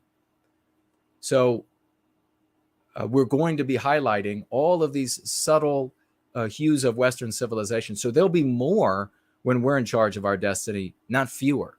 There won't be a flattening of Western ethnicities. There'll be a deepening of Western ethnicities. It's going to be gorgeous. It's going to be magnificent, because that will happen because it'll be a prerequisite for us to survive. Or I should say, for those who do survive. So, yeah, absolutely. We are on the same page. Ursa Major says, Jason's vision is pure. It absolutely is. That's a funny thought, isn't it, about the Alamo? Oh, no. You are from East Tennessee. All right, announcements here. Raymond Foster was attacked this past week. If you don't know that, send your prayers, your positive energy to Raymond Foster and his friend. They were confronted. Talk about victories that we are having here in service to white well-being. And they were confronted where they live in Australia by something in the order of around 20 anti-whites. And some of these people were even wielding weapons of sorts. And Raymond, possessed in that moment by the spirit of the West, and his friend went on the aggressive and ran these people off. He sustained minor damages, or minor injuries, I should say, but ran these people off. So thoughts and prayers and positive energy, whatever you do, for Raymond and his friend and their future safety.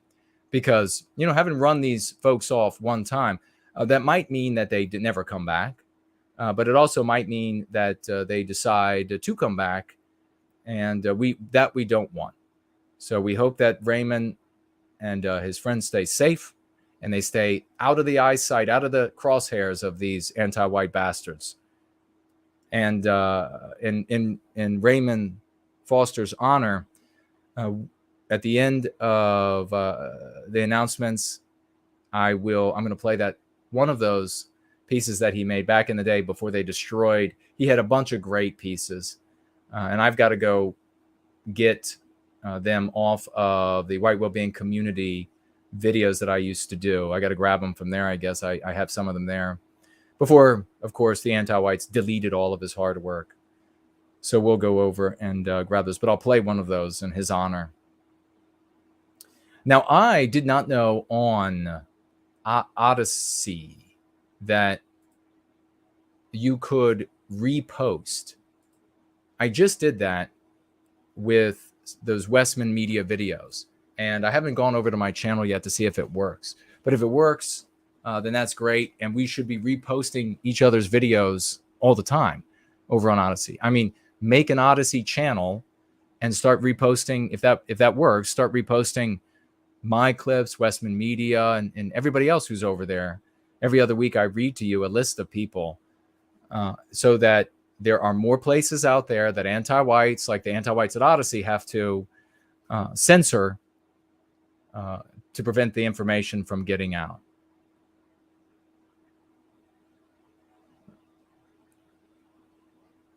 I want to ask everybody to spread the information about No White Guilt Clips, to spread the information about what happened, to the glorious success he had. I also want you to reach out to the content creators of your choice, people you might be friendly with, and say, hey, I would like to see you talk about this.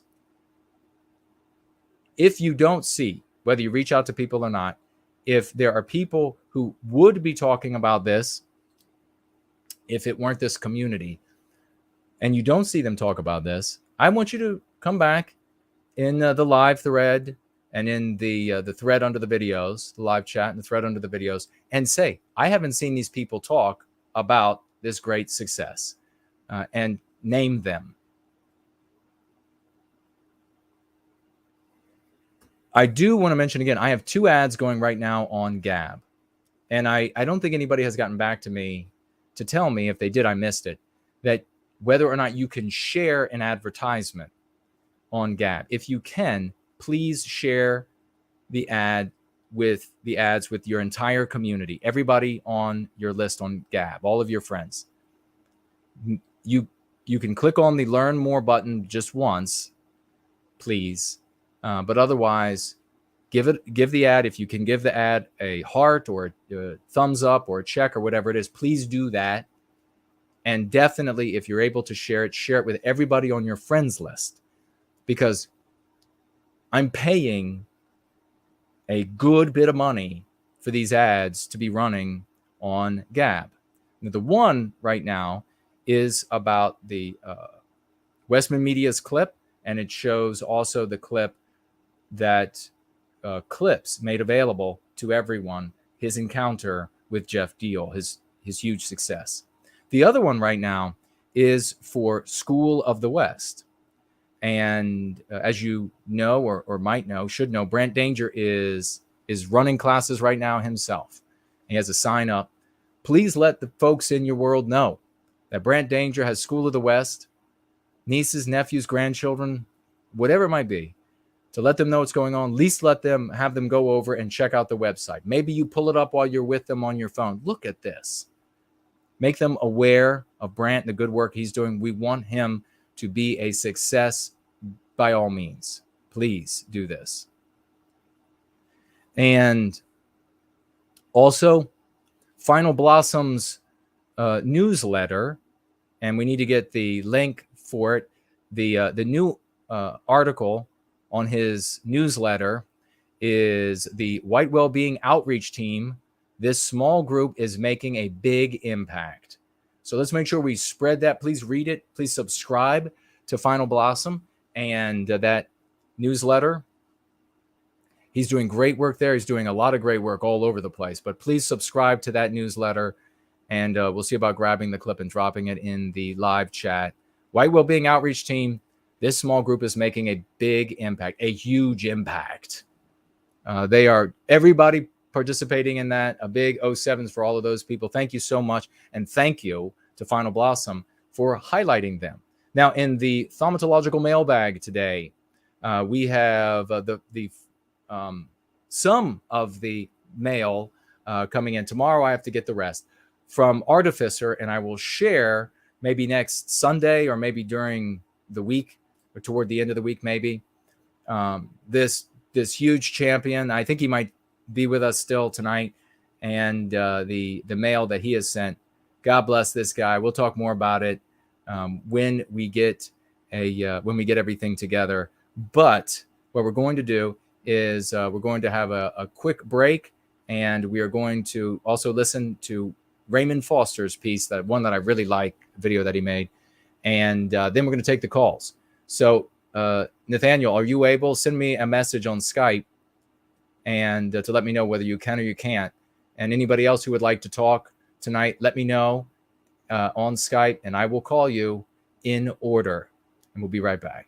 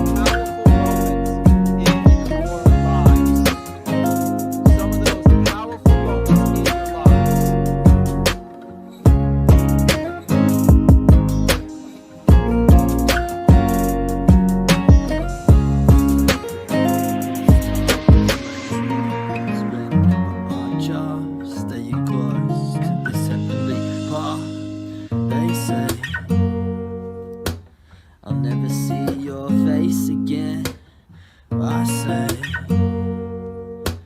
don't ever say that to my face again. I haven't got time for your lie, so get away from me. You won't take my faith, won't make me shake, won't make me shake. In our world as we are doing here. They say I'll never see your face again. I say Those who have the discernment to see beyond that horizon, going free, treating your enemies, will see this. They say as it starts happening. I say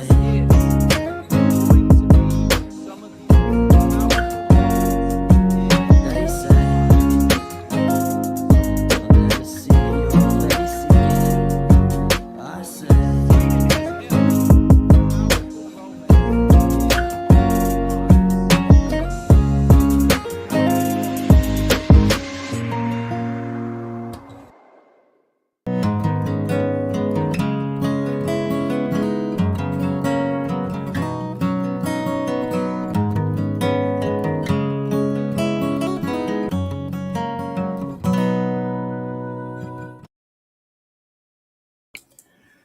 I love that. So apropos to have Raymond Foster saying "won't make me shake" after all those anti-whites came after him and his friend.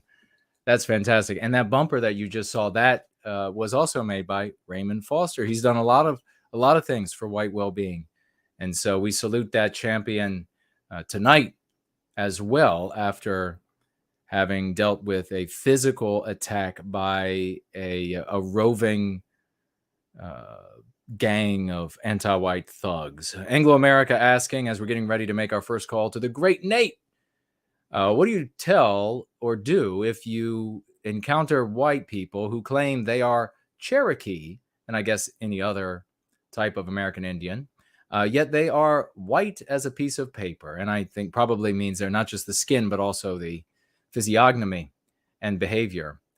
There are a lot of American white people who do this. It's white guilt. It is. And especially older, it used to be the way that white people in America handled, one of the ways they handled white guilt would be that they would claim American Indian ancestry. Well, I'm not really white. I mean, I got white in me, but I'm really American Indian. And so therefore I can't be accused of all of the things that white people are legitimately guilty for. And I have a rightful claim to this land, as though you don't have a rightful claim to the land by being a white American, as though there's anything called America without white Americans. And very often you'll know this. That's what they're doing, because the tribes they pick, unless they are really crankish and they go hunt down a tribe that hasn't been popularized, will be one of those ones that Hollywood has popularized. It's like the Cherokee Indian. So what I say to them, and what you're saying here, you encounter whites who claim they're Cherokee.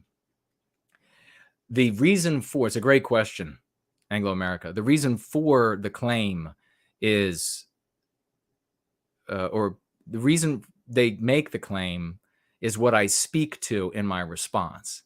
So if they're making the claim to say that they're not white, then I address that. If they're making the claim to say that they won't be victimized, then I address that. But ultimately, it comes down to, or maybe they're saying, well, I can't be a part of any, like, say, for example, this. They claim, well, I can't be a part of a movement for white well-being because I've got Cherokee in me. Well, then you say people of all immutable characteristics can combat anti-whiteism. They can be part of white well-being, and surely you, with no visible trace, who will be victimized for being white, irrespective of whether or not you legitimately have this or that in your family tree, surely you can participate. Let me turn this off. It's getting irritating. Surely you can participate in white well-being. So that would be one way. So it depends on their reason for bringing forward that claim. But ultimately, it's immaterial. So what? So you have some of this or some of that in you. So what? A Western kind, of which you clearly are a part, are going to be victimized and are being victimized, rather.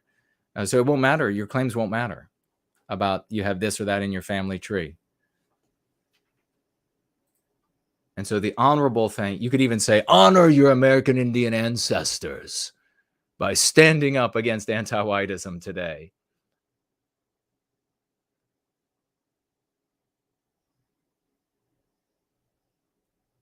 Cool Papa says videos during break are very high quality and beautifully done.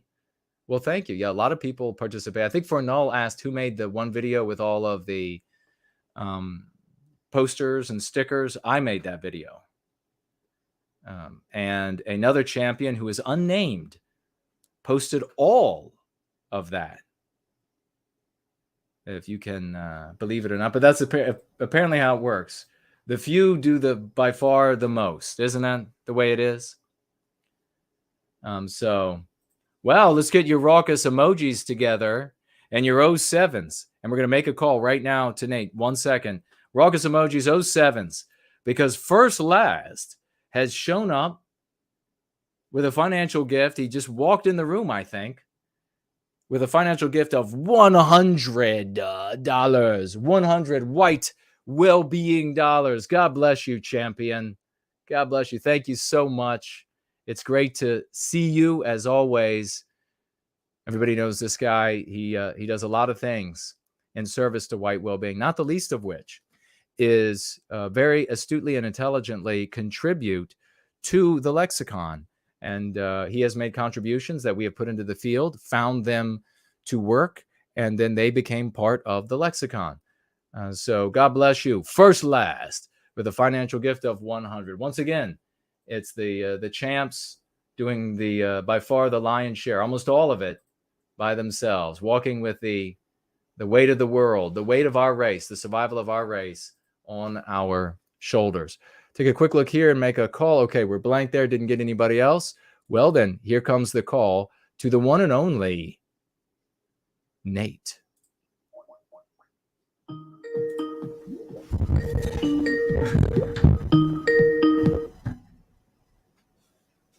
Hello. How are you doing, good brother? Promethean hails and what's on your mind? Promethean hails, my 164th Cherokee brother.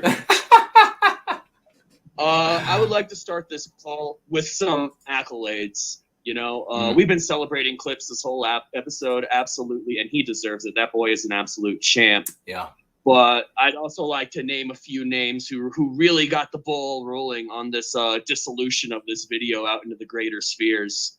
So I got to take my hats off to Naderific and Balder, who got moving on it at the drop of a hat as soon as it got into our hands.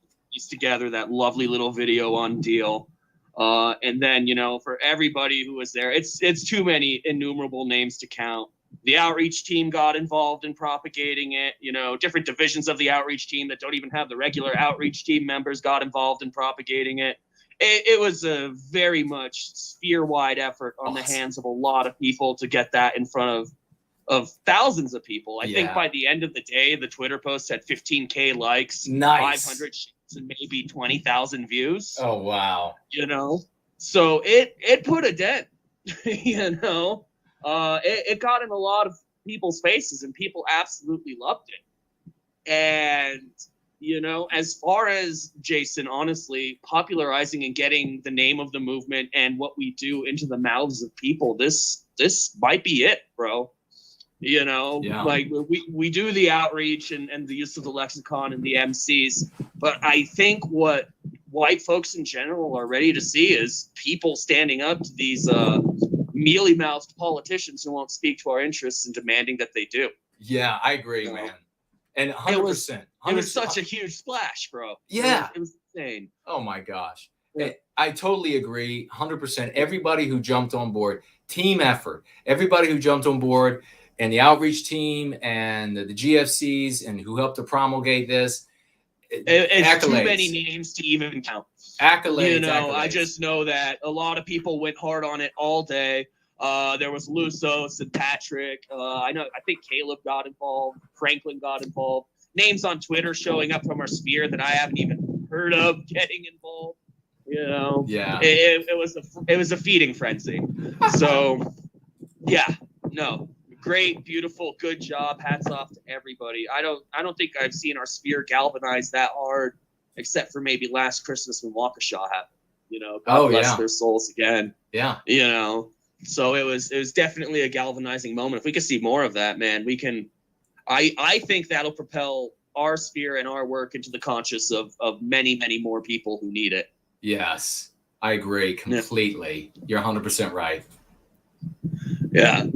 Originally, I was going to call you today about a movie review of a sacred cow known as They Live. But after this whole week in review, man, it feels so lackluster.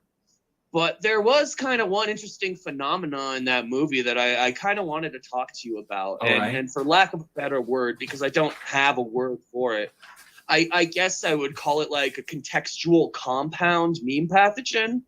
Okay. So let me give you the idea of the scene, right? You've got Rodney Piper walking around in this totally dystopic hellscape where an alien parasitic class who is overwhelmingly Western is controlling society for their benefit at the expense of everyone else, right? Right. And you get to one particular MP. You know, Lusos caught this, you know, and mentioned it in chat before I could. Good on him. And there's this scene. It's a sign. Go to the Caribbean. And it's got this beautiful blonde bombshell on the beach, right? Right. And he puts the glasses to reveal reality for what it is. And it says, marry and reproduce. Oh. So there's two MPs that you can actually infer from that. And I don't know how often people have encountered this in their activism or outreach, but you know, two at the same time. You're getting hit with the context of this parasitic, highly westernized class, you know, who are telling you to marry and reproduce. So the MP obviously is to rebel against that and not do so.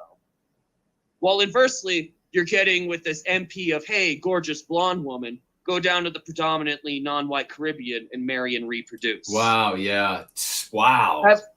Have you encountered that phenomena before? Have you seen any good examples of that? I can't, because I haven't seen too many, but it struck me how double-pronged the attack was, and that even if you're aware of one, the other might sideline it. You know, we had two guys radically interpreting the same MP in different ways. Yeah, precisely. That's really insidious. Yeah, so that's something I realize. You know, we could go back and forth through the entirety of the film and CCD every single, you know, anti-white trope that gets presented in there. And believe you me, there are a lot. But I just wanted to bring that up to people because I don't know if people encounter that regularly, or if they do encounter it, if they're even aware. You know, it's subtle, it's double-pronged. And the only reason it was demonstrated to me was because we had a group of people observing the same material and talking about it. So, wow, food for thought, guys. Yeah. You know, you might get the surface MP, but there might be a second one buried in there trying to get at you. Well, precisely, man. And that's a great point. We really do have to keep our eyes open because it's the thing that we are unable to identify that's sneaking in to the subconscious mind and infecting us. Very important point. Yeah, it makes sense. Makes total sense. So I just wanted to bring that up and remind people that there are those tricks and traps laid out there for you. And just because you think you might be getting the one doesn't mean you're getting it all. And yeah, I'm not going to burn too much time. I know this gathering's probably going on later than you intended it to already. So once again, hats off to everybody who popularized the video. Clips, you're the man. I'll build your statue myself, and I'll buy you a drink. And yeah, those are my thoughts, man. It's not what I wanted to call it about today, so I will leave you to it, brother. Well, God bless you, man. Big Promethean hails, and we'll talk to you soon. Likewise. Be well. All right. Bye-bye. Wow. that guy is a magnificent champion in service to white well-being. He's always at work. He's making it happen, and he deserves a ton of accolades out of everybody who swung into action. The kind of work that he's doing, a big debt of gratitude to that champ who was moved into action the moment that this information of Clips' magnificent success came to our awareness. Let me see if I can find, I guess I can just share it like this, and we can have a look, I think. Or can I do it like this? Is this better? We'll try it like this. There we go. Can you all see that? Westmen Media. Do you follow Westmen Media on Twitter? And if you don't, you should head right over and follow Westmen Media at Westmen Media. And then we have Uniparty Republicans keep whites focused on abstractions like socialism and politics, all while they are attacked on the basis of race. Magnificently worded. Perfect. More of this. Everyone should be doing this. Demand they stand up against #anti-whiteism. Beautiful. I love it. Thank you. And he says here, no more fake representation. And that's what we're talking about when we're talking about the deceptive dog whistling, is fake representation. They are not really, all these white people who are in there, they want our people to stop being victimized. They know what's going on. That's why they're going to vote Republican rather than Democrat, because they know Democrats absolutely want to victimize white people, don't they? So the reason they're there is to put an end to our victimization. So let's force these politicians to either go one way or the other. Either you're going to say that anti-whiteism is the problem and we're putting an end to it, or you're going to continue and make evident that you don't give a damn about white people. And on this note about language, I do want to mention that First Last has written this. Where is it? Write it right. It's anti-white. No hyphen space or camel case. Write it right to save your race. Write it right. It's anti-white. No hyphen space or camel case. Write it right to save your race. Yeah, and the purpose of that, he's driving home an argument that I believe is extremely important. And so does, finally, world Jewish organizations. Finally caught up to me many, many years later and said, hey, all of our brightest thinkers say that we have to remove the hyphen from anti-Semitism. And they made the exact same argument that I made decades before them. So do you want to go with the white guy, one of your own, who was that far ahead of this community, saying, hey, we got to get rid of these hyphens because then it's one word, it's one concept that we get to define. We get out there using it. It's a single concept. It's not anti a concept. That's much weaker. So, and that's the point that First Last is driving home with this little rhyme that he made. It's fantastic. And that goes along with his $100 financial gift to white well-being. God bless you, brother. And now we have here the video that we've all been waiting for. You see, this says 859 views. It should say 80,000. So let's all follow at Westmen Media.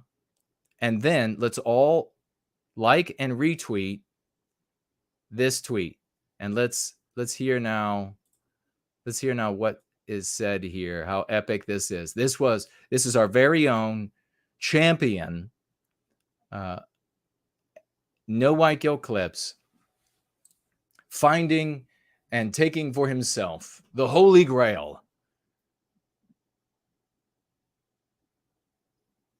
It's not coming alive. election in November is about one thing: stopping the radical Biden, Pelosi, Papist, socialist agenda in its tracks that has been ripping off hardworking families like yours and mine every single day. Is it socialist or is it anti-white? Our Democrat opponent, Chris Papist, is an expert at the typical Washington, D.C. political game, pledging to be for one thing, but voting for another. Oh, I love it. Everyone in the room heard that, and that will resonate forever in these people's lives. Is it socialist or is it anti-white? There's nothing more powerful that could have been said there. Could you imagine somebody shouting, is it socialist or is it Bolsheviks? Is it socialist or is it communist Chinese? Is it socialist or is it jaywalkers? I mean, give me a break. What a champion. Another set of 07s for No White Guilt Clips and everybody who participated in the promulgation of this magnificent victory. We're going to push it, and we're not going to stop pushing it. And I will continue pushing it because this needs to reach our people. So God bless you, brother. What a champ. It right in the middle of this full room of people who've been waiting for this woman. Imagine that. It's like I said the other day, his balls are so big he has to wear a hoodie upside down to carry them. In the middle of that, he said something that actually could make a difference in the world. God bless him. All right. Who's next? I think Mr. V is next. Yeah, it does appear that Mr. V is next. Let me just make a quick check. Yep. And then after Mr. V, Caleb, if he is still wanting to make a call, Caleb will be next. So here we go, Mr. V. Hey, brother. Promethean hails to you. What's on your mind? Well, first of all, how are you doing? Oh my God, man. Today has been like a total just epic experience to see us coming together as a community. So persecuted, even by our own. So censored, even by our own. To see us come together as a community. And Clips go out there representing us. And it could not have been more beautifully written into a movie or to a play. Seriously, it couldn't have gone better. And I couldn't be happier, man. He really earned the rank of Morpheus, didn't he? Yeah. Just, oh man. And that guy slobbering and just, all over himself. It was fantastic because just like that anti-white couldn't handle more fanatical anti-whites, they were not taught to handle us in any way. Yes. They are absolutely powerless, even to the freshest neophyte in our sphere. Yeah. Oh, yeah. Even to the freshest one. And then you bring them Clips the Barbarian. And it's game over. It's game over. Oh, my God, it is. Diehl's wife just files for divorce. I'm going to be with Clips now. What a king. Just spectacular. As soon as we saw that, I mean, the as Nate would say, the BPE was so high. Everyone just moved into backing up Clips and spreading this. What a spark. Oh, what a champion. Yes. Man, just it felt so great for the community to do this. And letting all of these me-nots know that we did it. This one you can't take from us. Yeah. Right? This one we fully recorded and you can't take from us. Yeah. So absolutely amazing. And Clips is the leader of a GFC. So you should look below the New England GFC. And you should go and get vetted by that champion and join him in confronting these anti-white politicians. Oh yeah, 100%. If you needed somebody to lead you, I would think it's this guy. I mean, this is like Lancelot. This is like Audie Murphy. I mean, this guy is amazing. Went in there and did that with such magnificent success. Nothing better could have been done or said. It was beautiful from start to finish. Nothing but admiration for him. Oh, absolutely, absolutely. And he's such a humble guy. He's such a hardworking guy. He's awesome. We all love Clips. When he's not there, we miss him, and we build up his lore in his honor. You know, what a great guy. So yeah, that's an awesome victory. One thing, brother, I'll mention to you because we talked about this before. So we finished the vocabulary building course. Cool. Yeah, we're going to keep going with that. And he actually did feckless. He did susurration. Nice. He's done a lot of the words that you use. Great. That's great. He did meme too. He did meme. He did meme? He did meme. That's fantastic. Yeah. And we were all thinking, man, this guy needs Go Free. Yeah, this guy he does. Would love us. He does. This guy would love us. He would. And yes, we did meme. He had the correct definition of it. And I think the people who attended consistently, they have a better basis now for how to build vocabulary. And it's something that we're going to keep going and just have it as a habit, as a skill that's developed on a regular basis. I think that's very important. It's extremely compatible with Go Free, and I think it's necessary. It's indispensable. Yeah, you have to be able, we think in words, and at least the best of us think in words, and therefore we can think. Otherwise, it's just emotions and it's nonsense. And if you don't have the words, I mean, this is why we provide the concepts, the words that empower us. If you don't have the words to clearly say what you're trying to convey, then you simply can't say it, and you can't think it. And so it's extremely important. Yeah, absolutely. And you know what we're doing with language clearly works. It clearly works. Even that that non-white anti-white woman who she did some tweets or some comments or something. She was arguing over the amount of anti-whiteism. Oh, which one are you talking about? You posted it before, brother. It was the victory before this one. Although, you know, we have so many, but we're piling them up now. Yeah, we're piling them up now for sure. But what I remember clearly was she was arguing over the amount of anti-whiteism. She was saying that she wasn't talking about regular white people. She was talking about white Republicans, you know? Right. Just the fact that she had to argue over how anti-white she was, you know, that's incredible. Yeah. Arguing within our frame, within our narrative, by our standards, by our morality. Yes. How can people not see the victories in that? It's mind-blowing. It really is just because they're a bunch of me-nots and they don't want to see it. Right. Yeah, precisely. The fact that we have articulated a strategy with predictions about how it works and how folks would respond in that outcome, in those scenarios, and it playing out exactly as we said it would, that should, among good people, it would engender a massive amount of interest and support. So if you're not seeing that, then you have to say, okay, well, what's going on with those people? Why would it not engender a massive amount of interest and support in them? And then you can look to previous behaviors and these things like going out of your way to ignore the community. I mean, that says as much as slandering me and or the community. Just this adamant effort to just like studiously not see what's happening here, to studiously not speak to all of the successes here is remarkable. I mean, when I started pushing, as you all know, anti-whiteism, 94.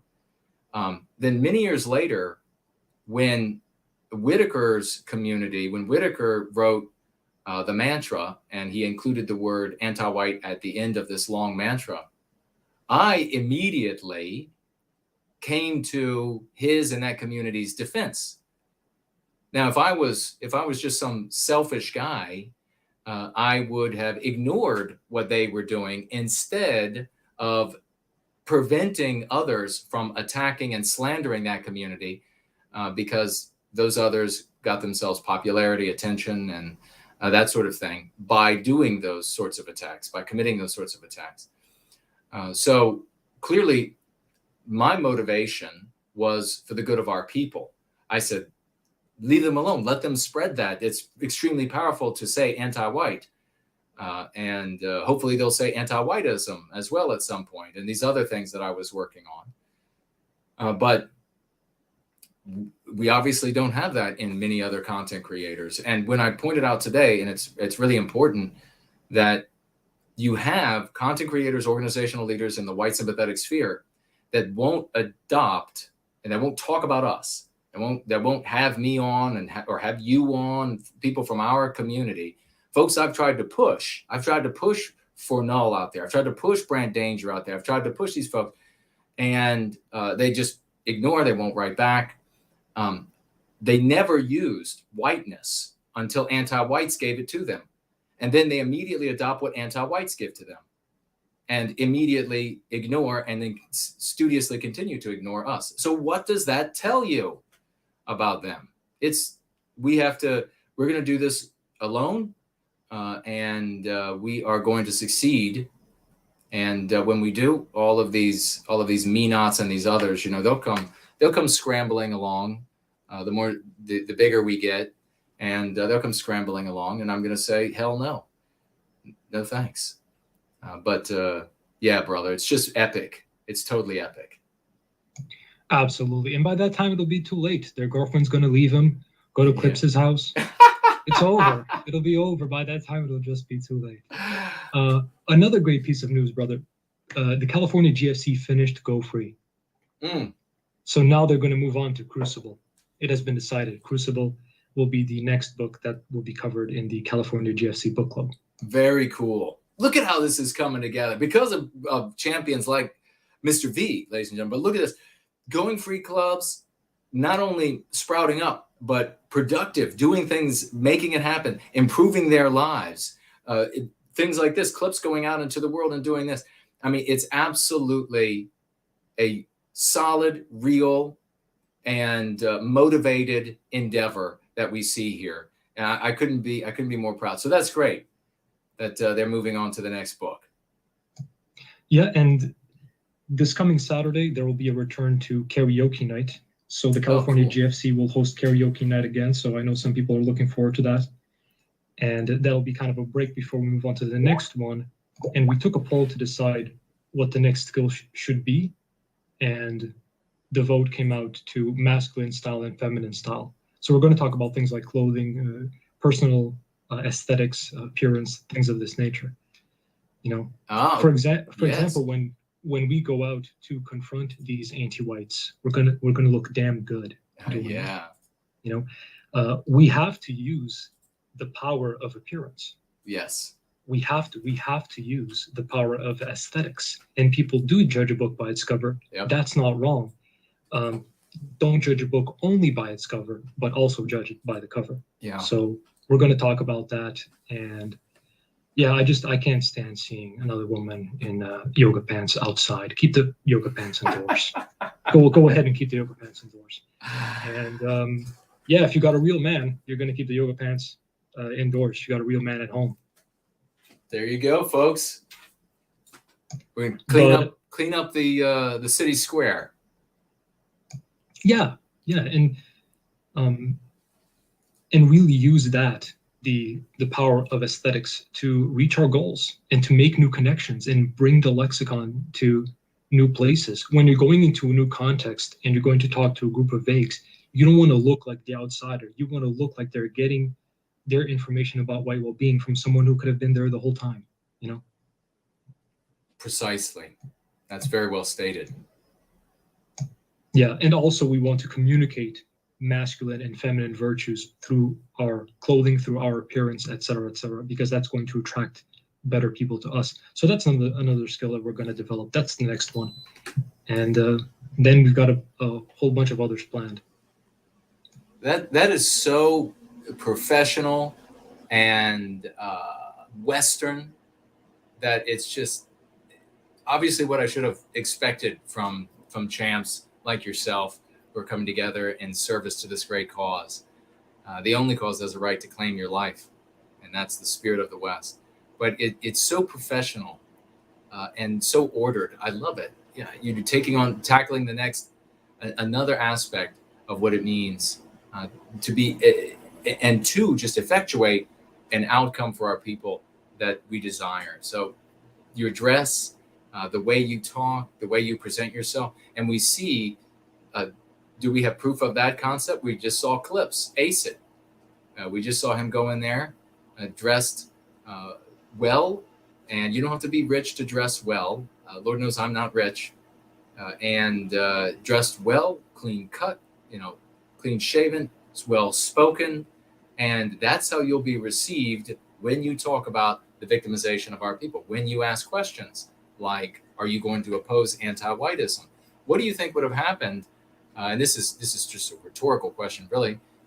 If Clips had gone in there in like t-shirt and wrinkled up jeans, and he had asked Geoff Diehl these questions, he would not have had the interest of the lady there, the female there, and the guy there, and all the other people who he doesn't even know, but who were aware of what he was saying, who heard him, who agreed, who selfishly thought, I can use that when I go back to work. I can use that with Aunt Betty next time that bitch comes over. They looked at him and they saw, look, there's a professional person here, clean-cut person, well-spoken person. And so I'm going to give heed to what he has to say. And it's a magnificent thing. And thank you so much, Mr. V, for all that you're doing, as always. And all of the GFC leaders, everybody's doing such a great job. It's really remarkable. It really is. Massive thank you to every single GFC leader. All our guys do so much. Our ladies too. Everyone who's active. Big thank you. One thing, brother, nothing important, but I sent you a video on bird watching in Roman and Greek culture. I think you would find that interesting since you're a bird watcher. Awesome. I'll check that out. Yeah, if you look in the Skype messages, you'll see that. You might find it good inspiration for any future Prometheus Rising piece. Oh, nice. Yeah. And I'll leave it there, brother. There is something important that I got to message you about. Okay. An artist in our community needs some help. Okay. But I'll reach out to you in Skype and message you, so please look out for that. I will indeed. I'll check it out. Thank you so much for everything you're doing, brother. Promethean Hails. Thank you so much, brother. Promethean Hails. Wow, that's truly wonderful. I mean, let's just be honest. Everybody coming together the way that they are right now in this community and supporting each other the way a team works. I want to drive home. I want to mention again that there isn't a top-down organization that is saying, if you want to be in this role of whatever, this grand poobah or whatever you are, then you have to do X, Y, or Z. And then when that person is lagging, slacking, being a laggard, there's some words that for the vocabulary examinations you could go over, that they then go around and they just gossip to each other about how that person's no good. That person's just not pulling their weight, and just endless complaints. That's what happens in these organizations, these groups that get put together all the time. And then they'll complain about whether or not there's a means of redress for the person who's not doing what they think they should be doing. And we're not going further because that person's not doing what they think they should be doing. Of course, that person shouldn't be in that job because that person didn't self-select. That person they needed somebody in that slot because it was this artificial template that they try to put over humanity. And by the way, it's also a template that the anti-whites know very easily how to take down. That's what you see elsewhere. What you have here are self-starters coming together, and they're also tenacious. They stick with it. They self-select themselves to be the one, to be the champ, to be the hero, to be the person that's going to get the job done. And therefore, you can reliably count on them to get the job done. And more of those people are coming together. That's something truly remarkable, and something we have to continue to stimulate and engender among us. Really a beautiful thing. Very happy Very happy. Okay, looks like Buscape says he wants to call in. Just needs 6 minutes. Okay, write to me on Skype, and I will call you. Let me really quickly take a look here and see about. Do we still have? Is Caleb still with us? Is Caleb still with us in the live chat? Is he still here?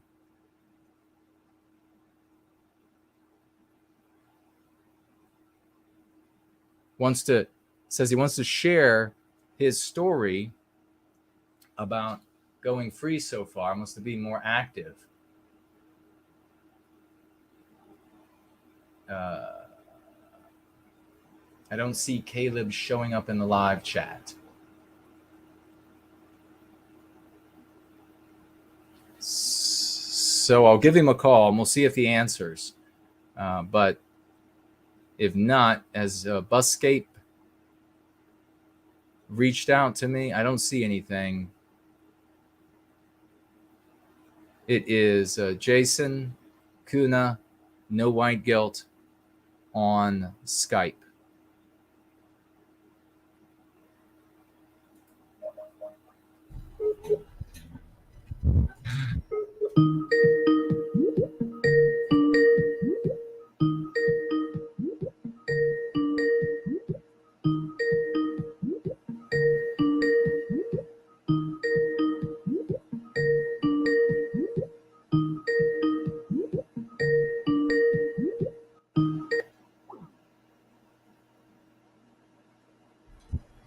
Okay. It looks like he's not answering, and it may actually, it just said something about, it must be his connection, about the connection being weak, because I don't, my connection is hardline. It's an extremely fast internet. So if Caleb is asleep, then he will be first next week. Next Sunday, Caleb, you're first. So you'll have the time that you need to talk to us about your going free so far. I'm actually very interested to hear that as well. Now, Buscape, have you found me? I don't see anything here. So if we can't get to you today, we need to get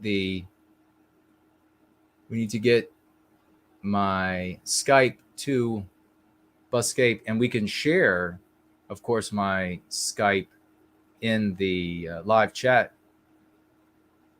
for him. It looks like Caleb has just written, said, "Hey brother," and he's writing now, so we'll see what he has to say. Depending upon how much he has to share, we can get so much of, or all of, his tale thus far, and then if we don't get it all in today, we can wrap it up next week, which would be a great cut and thrust to keeping you coming back. What happened with Caleb? What happened next? He said he can talk, but he needs a minute, so he's working on it.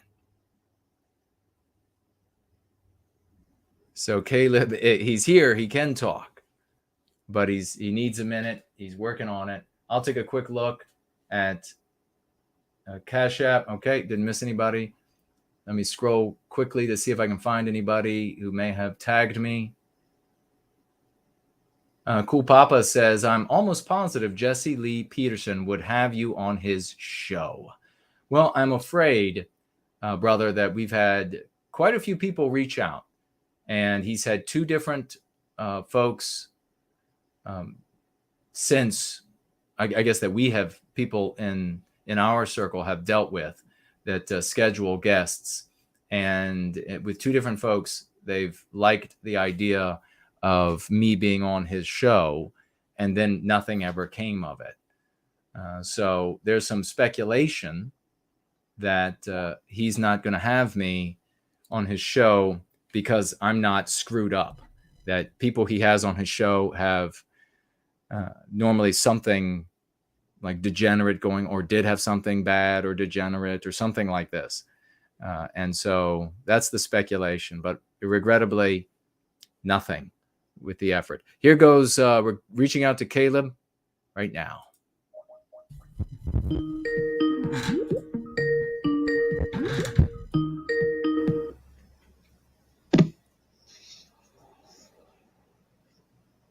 Hello? Promethean Hales, brother, what's on your mind? Oh, Jason, so good to talk to you, brother. It's great to talk with you, man. Oh, man. Yeah. So you got a story here. You got a tale of how you went from where you are to where you are today, and we want to at least get that started with the time we have left to us, and then if we can't finish, have you call back next week for the rest of it. But get us started on that tale. Oh, will do, brother. I wrote it all down because, Cool. I really look up to you. I think what you've done, just serving your whole life for our people, it's so admirable. And my story is one of redemption. And I just want to share it with anybody else in chat who maybe, hasn't had such an easy path to going free. So this is a little bit deep, but I just feel that it's up to me to share this. Cool. So I wrote it all down. All right. So I used to think my life didn't have purpose. After living a life in white noir, anti-white debauchery, my family wanted nothing to do with me. I'm a big brother with two little sisters.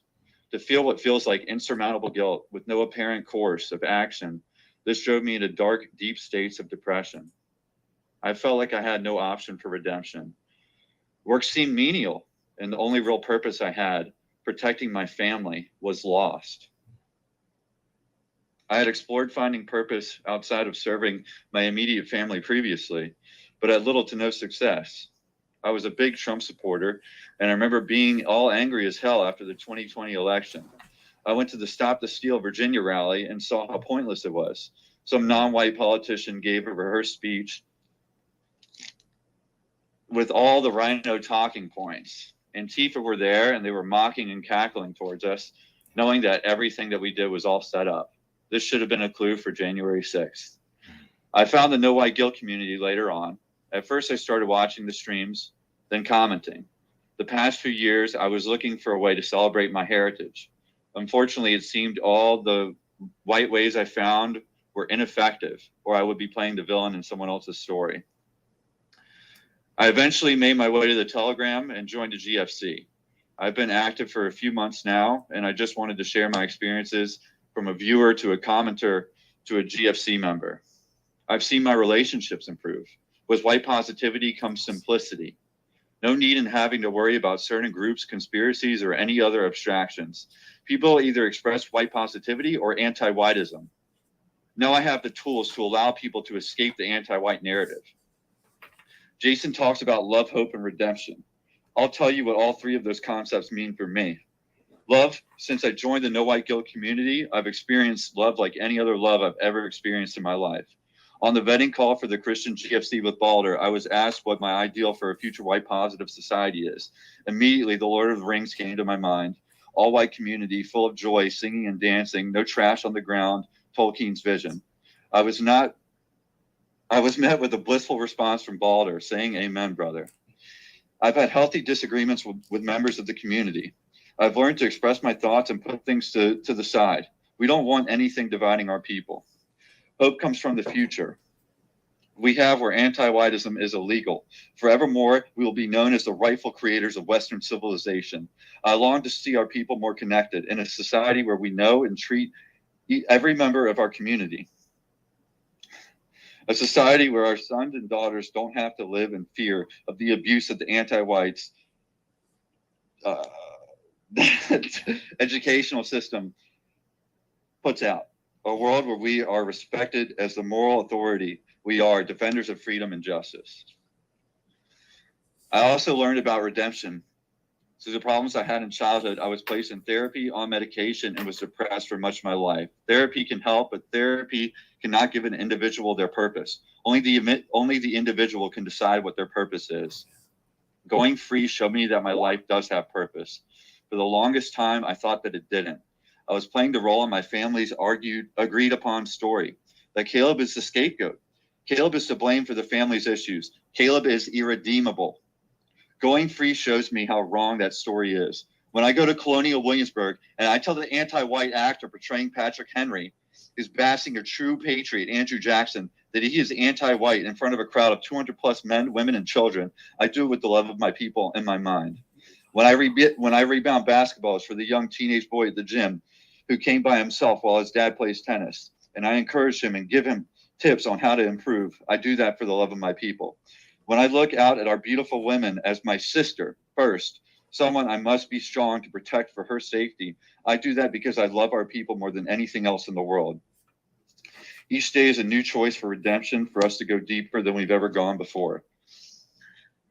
For us to give even more of ourselves for the love of our people. Each day is a day for me to set an example for our younger brothers and sisters. Each day is a new day for me to pave the foundation of the life I want to live, to show the world how wrong my family's old story is about me, to give more of me and sacrifice for us.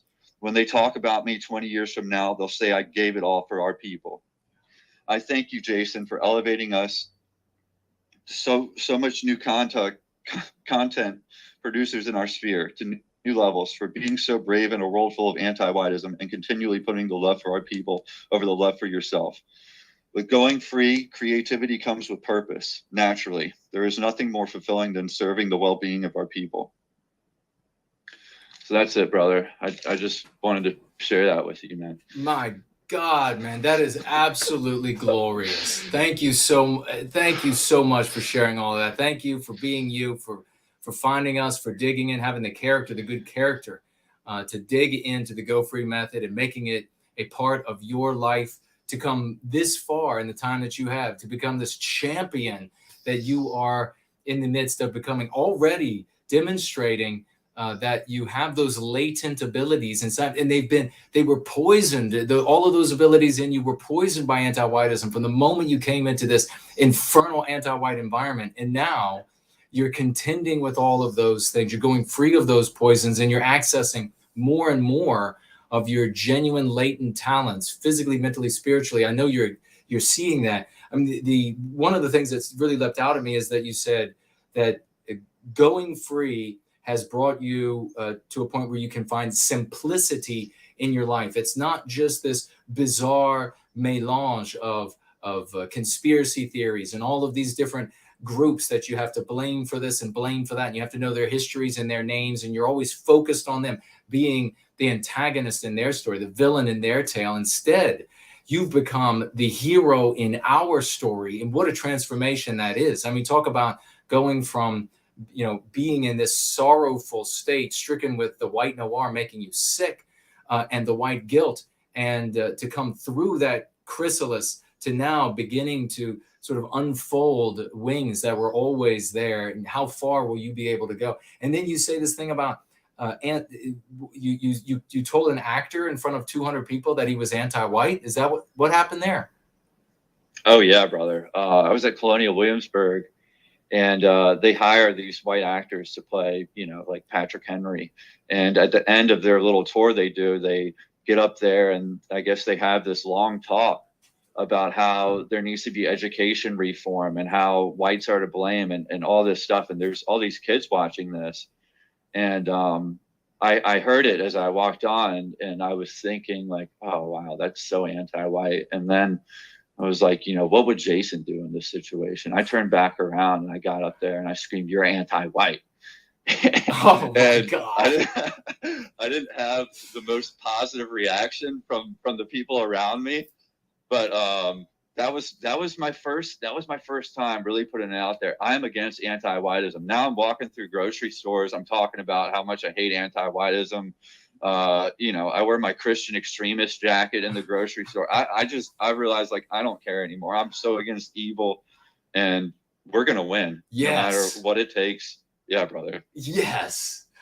That is epic, man. God bless you for doing that. I'm telling you what, we're all cheering that you said that. And of course, sick people are going to respond in a sick way. Of course, they're going to be like, oh my God, he said that they were anti. Yeah, they are. And the day is going to come when we say something's anti-white, and it's the anti-whites who have to be afraid of losing their jobs and being run out of their families and ostracized because of the work that we're doing now, because we've got champs like you now coming to your potential. And it's just going to get better and better. I'm going to tell you now, it's just going to get better. You're going to find the more you go after these poisonous ideas in your mind and you build those contrary belief structures, so that those get triggered. The moment that poison inside of you gets triggered, you will see growth that you just didn't even imagine. So many of the things that get in our way to being what we want and to obtaining what we want in the world, we don't even realize it's taking place automatically in our heads, being undermined. And then we try to place out on the world, we try to look out in the world to look for, well, what is it out there that has done to us? And sure enough, we can find things that are out there, and sure enough, there are contributors. But if you start with a human being, an animal, whatever it is, and you have them programmed to undermine all of what they're capable of doing in the world, all of what they're capable of achieving, or at least endeavoring in a direction to strive, you undermine that in their head, they're not even going to take step one. So it won't matter if there are things outside in the world that are getting in the way, because you're undermined before you can even take that first step. But not you, brother. This is this whole stream has just been so epic to have you come on here now at the end and share this magnificent testimonial about how this has transformed your life, and now you are transforming the lives of others while you are growing yourself.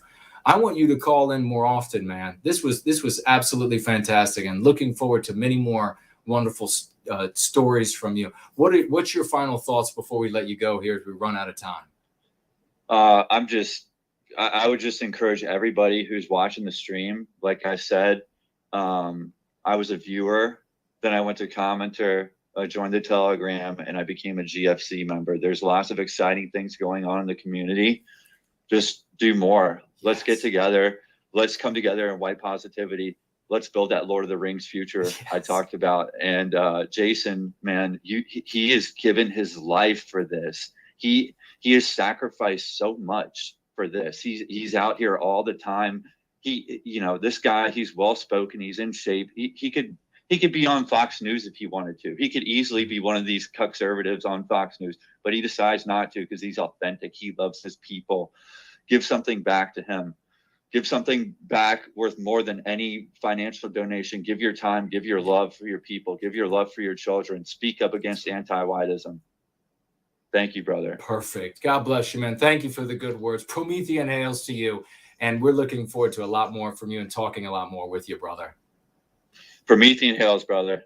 All right. Bye-bye. Bye. How epic. We're going to have, let's see. It'll have to be, we've got one other call. It'll have to be for next time because we are out of time, my brother. But we can have you, if you are available, let me know early on when we go to calls, and you will be first. I can't remember what name I can call you by. This looks like it's your real name, so I'm not going to repeat that. So thank you, brother. But what an epic gathering this has been. Has it not? What an epic gathering. We started off this gathering with the anti-whites clearly Stasi-like effort to shut down the stream by preventing people from knowing the stream was going on, I'm assuming, so that they weren't alerted to the fact that the stream was going on. We had under 100 people for like the first 30 minutes, it looked like to me. Maybe I'm wrong. But we had under 100 people show up, and that would be the worst performance ever, I think. And right after this epic success. So as I'm talking during the gathering, I'm thinking, you know what? That would be the time to hit somebody psychologically. That would be the time that if you were exercising a psychological warfare attack, that right at their a big moment of success, that you would undermine the people who seem to care about it. And so we see these low numbers at first, and still didn't get significant numbers by any stretch of the imagination, obviously, for what we normally do. But we go through, we talk about the story, we have fun, we talk about this anti-white woman and the book that she wrote and how the anti-whites are pushing it. We then bring on No White Guilt Clips, and we celebrate this champion as we should. As we're running out of time right now, I got to keep an eye on it because we're down to seconds, just a couple of minutes and seconds there. And we bring on No White Guilt Clips, and we discover things I didn't even know. We discover a lot of the nuts and bolts of this process. I was already thinking about the bigger things in the process and communicating and sharing that with all of you and expecting that from Clips. But then we get into the nuts and bolts and discover that indeed, like the great Mr. V said, it's like, Geoff Diehl's wife has shown up at Clips' house and a couple of the girls from the bar. I mean, who knows what, the restaurant. He defeats this politician with the Go Free method. Magnificent. And he has help from this community because we're a team. We're working together. People care about each other. So they're coming together. They're not egos getting in the way. People are coming together to help. They help Clips. Clips goes out there as our champ. He beats the anti-white politician, flips him on his head, beats him so bad he's got spit flying out of his mouth like he was just right cross in the ring. And then people who could hear and see this, even somebody who was oppositional, this female, suddenly coming around and having a conversation with Clips. Yeah, you're right. Let me tell you about some of my experience. It doesn't get any more amazing, except it does. Except we find out that another politician shows up and Clips dominates that environment, so much so that Republican goons had to frog march his ass out of the place to this total epic Western sunrise setting at the end of that triumph.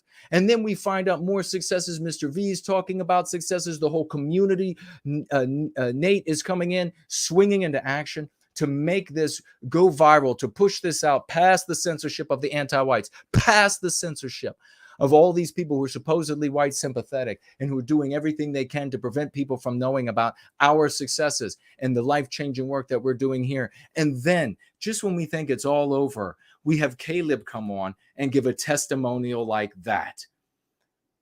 It is the kind of thing that you could be speechless about at the end of the day.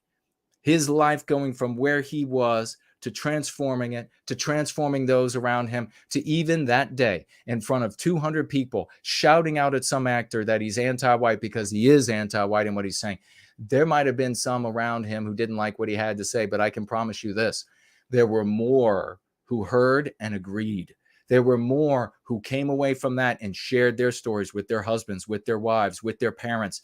There were kids who came away from that and said, there was an adult who said what we're thinking as we're being victimized. That is a heroic thing to do. That is a man of the West.